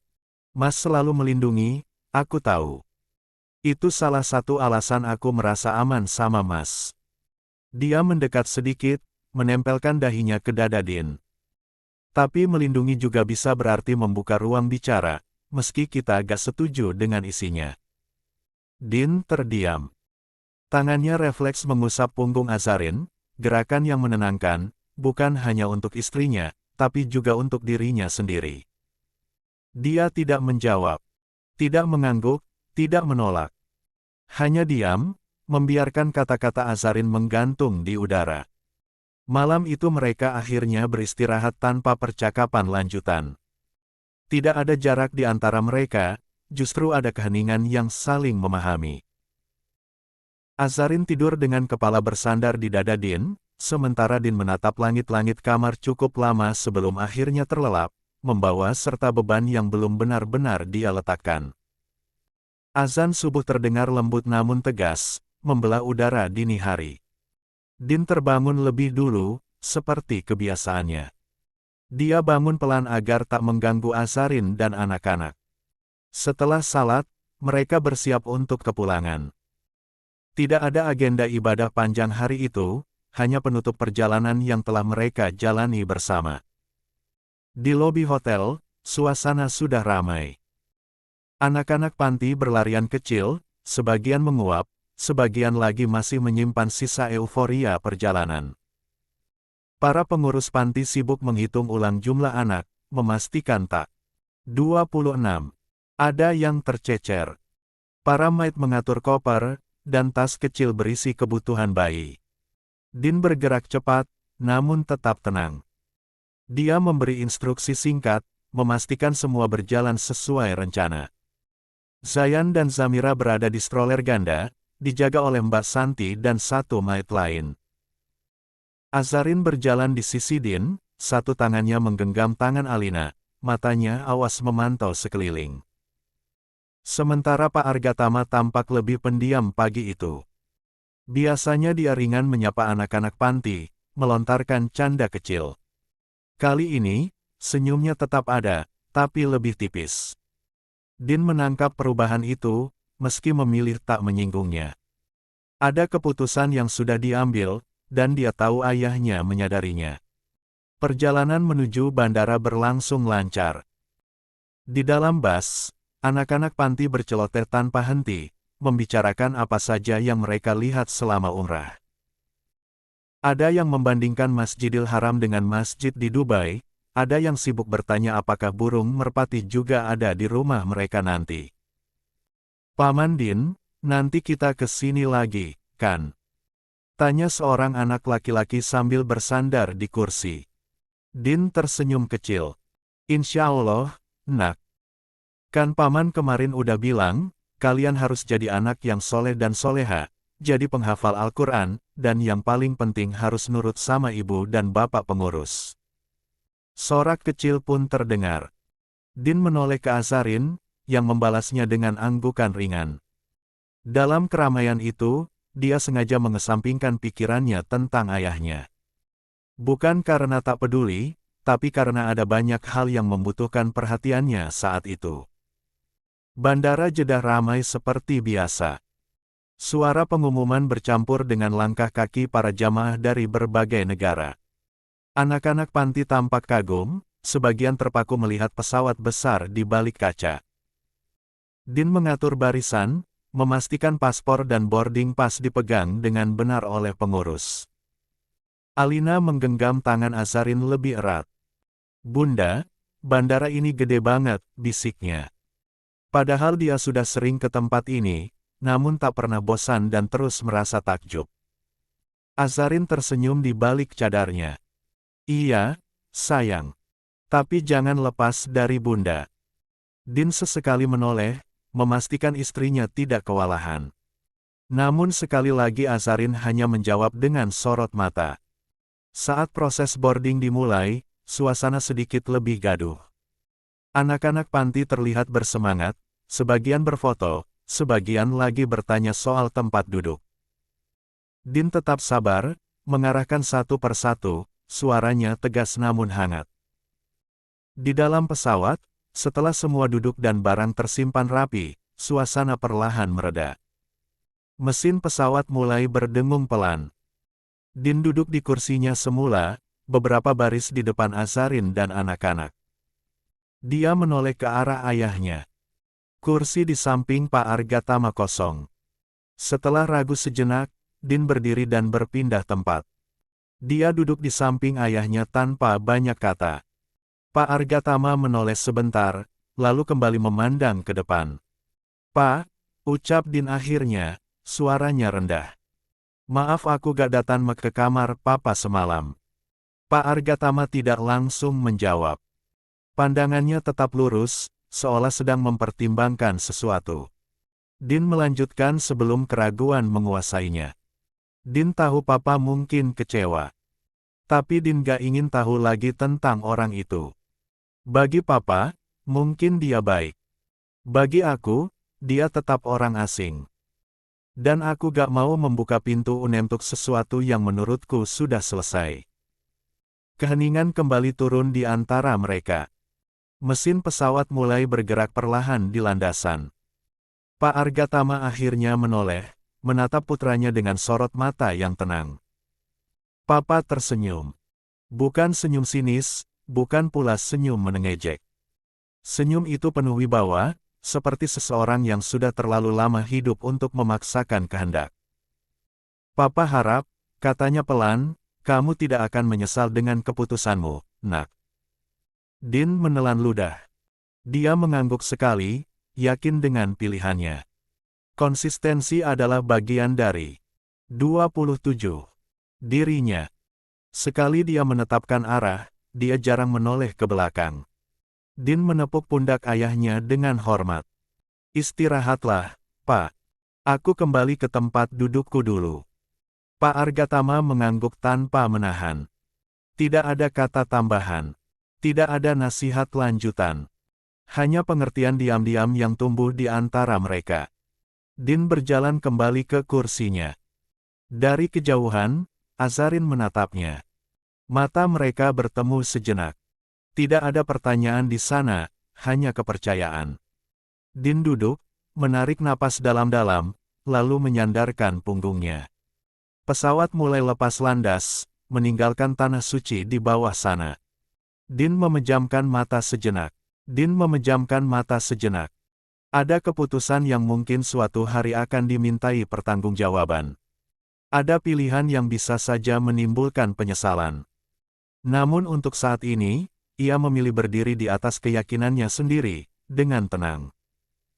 Perjalanan dari Jeddah menuju Dubai memakan waktu sekitar 3 jam. Waktu yang cukup untuk tidur sejenak, cukup untuk merenung, dan cukup untuk membiarkan perasaan menetap di tempatnya masing-masing.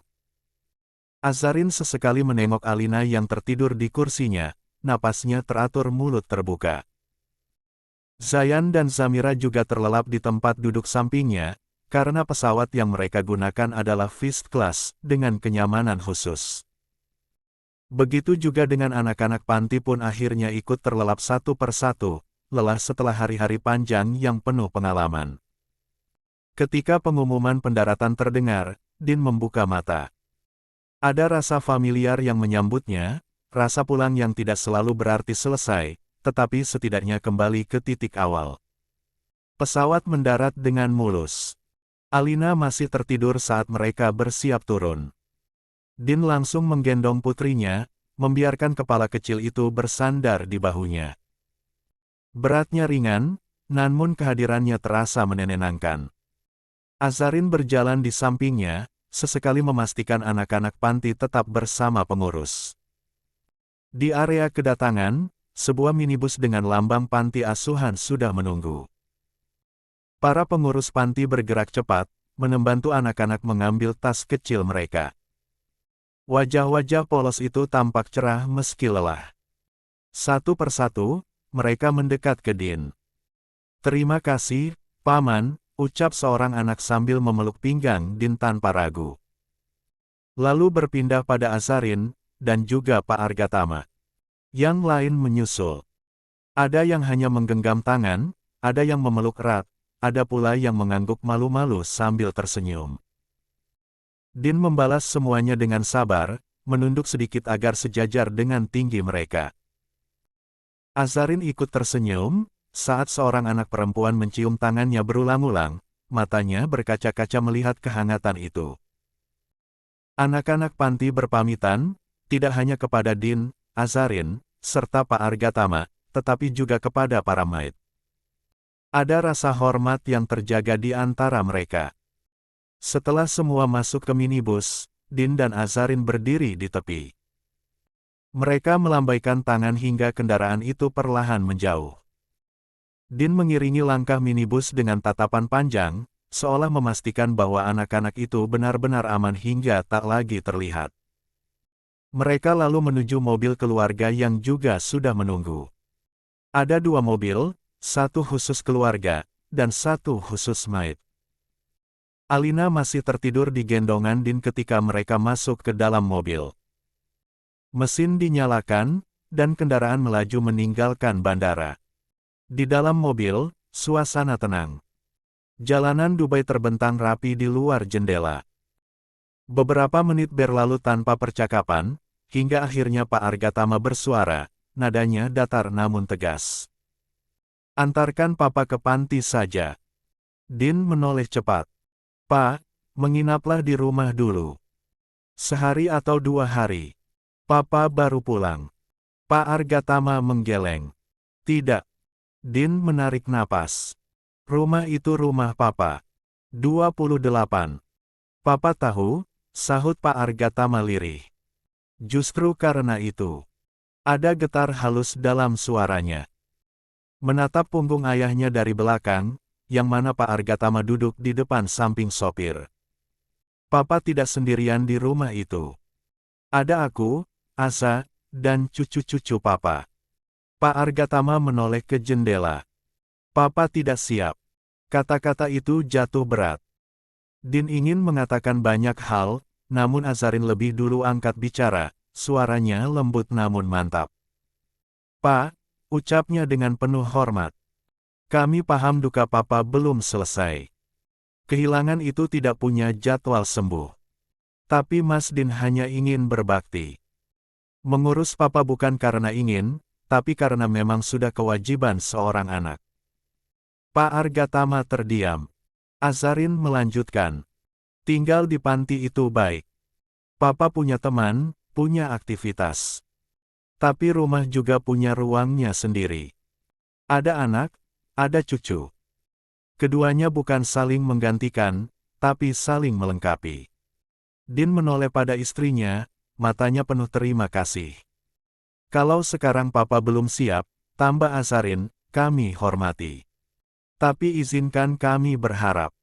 Suatu hari nanti, saat hati Papa sudah sedikit lebih lapang, kami ingin Papa pulang. Bukan untuk menghapus kenangan, tapi untuk hidup berdampingan dengannya. Pak Argatama menghela napas panjang. Ada kesedihan yang samar di wajahnya, namun juga ada kelegaan karena tak dipaksa. Terima kasih, katanya akhirnya. Papa akan pulang. Nanti. Kalau sudah kuat. Din mengangguk. Dadanya terasa penuh, seperti ada sesuatu yang ingin tumpah namun ditahannya rapat-rapat. Dia menatap ke depan, lalu berkata pada sopir dengan suara mantap agar mereka singgah ke rumah terlebih dahulu. Dia ingin mengantar Azarin dan anak-anak turun, setelah itu barulah ia sendiri yang akan membawa ayahnya ke panti. Pak Argatama tidak menolak. Mungkin karena lelah, mungkin juga karena dia sadar, menolak lagi hanya akan membuka perdebatan baru. Mobil melaju menyusuri jalanan Dubai Hills yang tertata rapi, hingga akhirnya berhenti di depan rumah besar yang berdiri anggun, bak istana sunyi di tengah kota. Begitu mobil berhenti, Din segera turun. Dia membuka pintu belakang dan membantu Azarin menggendong kedua bayi mereka. Dengan 2 tangannya, dia mengangkat Zayan dan Zamira bergantian, langkahnya cepat namun hati-hati. Azarin masih di mobil, sesekali menoleh memastikan Alina masih terlelap di kursinya. Di dalam rumah, udara terasa sejuk dan hening. Din langsung membawa kedua bayinya ke kamar, membaringkan mereka dengan lembut di ranjang kecil yang sudah disiapkan. Dia tidak berlama-lama. Setelah memastikan napas kedua anaknya teratur, dia berbalik cepat menuju teras. Alina masih tertidur pulas. Din menggendong putrinya itu, membawanya masuk ke kamar. Dia merapikan selimut kecil di tubuh Alina, lalu mencium keningnya sekilas. Di ambang pintu, Mbak Santi sudah menunggu. Tolong gantiin baju Alina ya, Mbak. Biar dia nyaman tidurnya, pesan Din pelan. Mbak Santi mengangguk sigap. Baik, Pak. Para maid lainnya mulai menurunkan koper dan perlengkapan bayi dari mobil. Suasana rumah kembali hidup, namun Din tak ikut larut. Dia melangkah keluar lagi. Azarin sudah berdiri di sisi mobil, menunggu. "Aku antar papa dulu ke panti," ujar Din. Azarin mengangguk tanpa ragu. Dia meraih tangan suaminya, menempelkan kecupan penuh takzim. "Hati-hati, Mas." Din tersenyum tipis. Dia membalas dengan mencium pipi Azarin sekali yang terbungkus cadar, singkat. 29. Namun hangat. Setelah itu dia kembali masuk ke dalam mobil. Sopir sudah turun, memberi ruang bagi Din untuk menyetir sendiri. Pak Argatama membuka kaca mobil. Azarin mendekat, menyalami tangan mertuanya dengan sopan.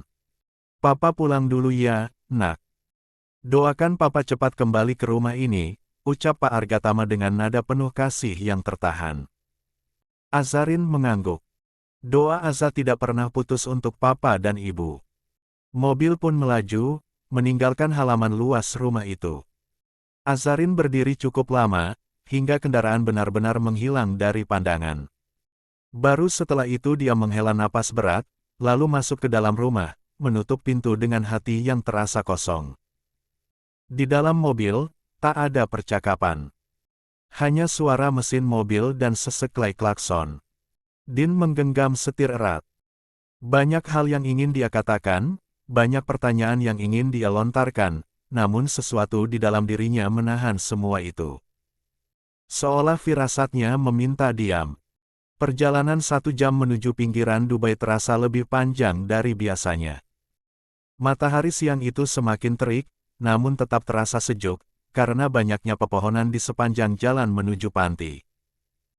Hingga akhirnya mobil berhenti di depan panti lansia, sebuah bangunan sederhana dengan halaman yang cukup luas. Din turun lebih dulu. Dia membuka bagasi dan mengeluarkan koper milik ayahnya. Pak Argatama ikut turun, langkahnya sedikit terlatih. Dia meraih koper itu. "Papa bisa sendiri. Kamu pulang saja," katanya. Din menggeleng tegas. "Tidak, Pak. Aku antar sampai asrama."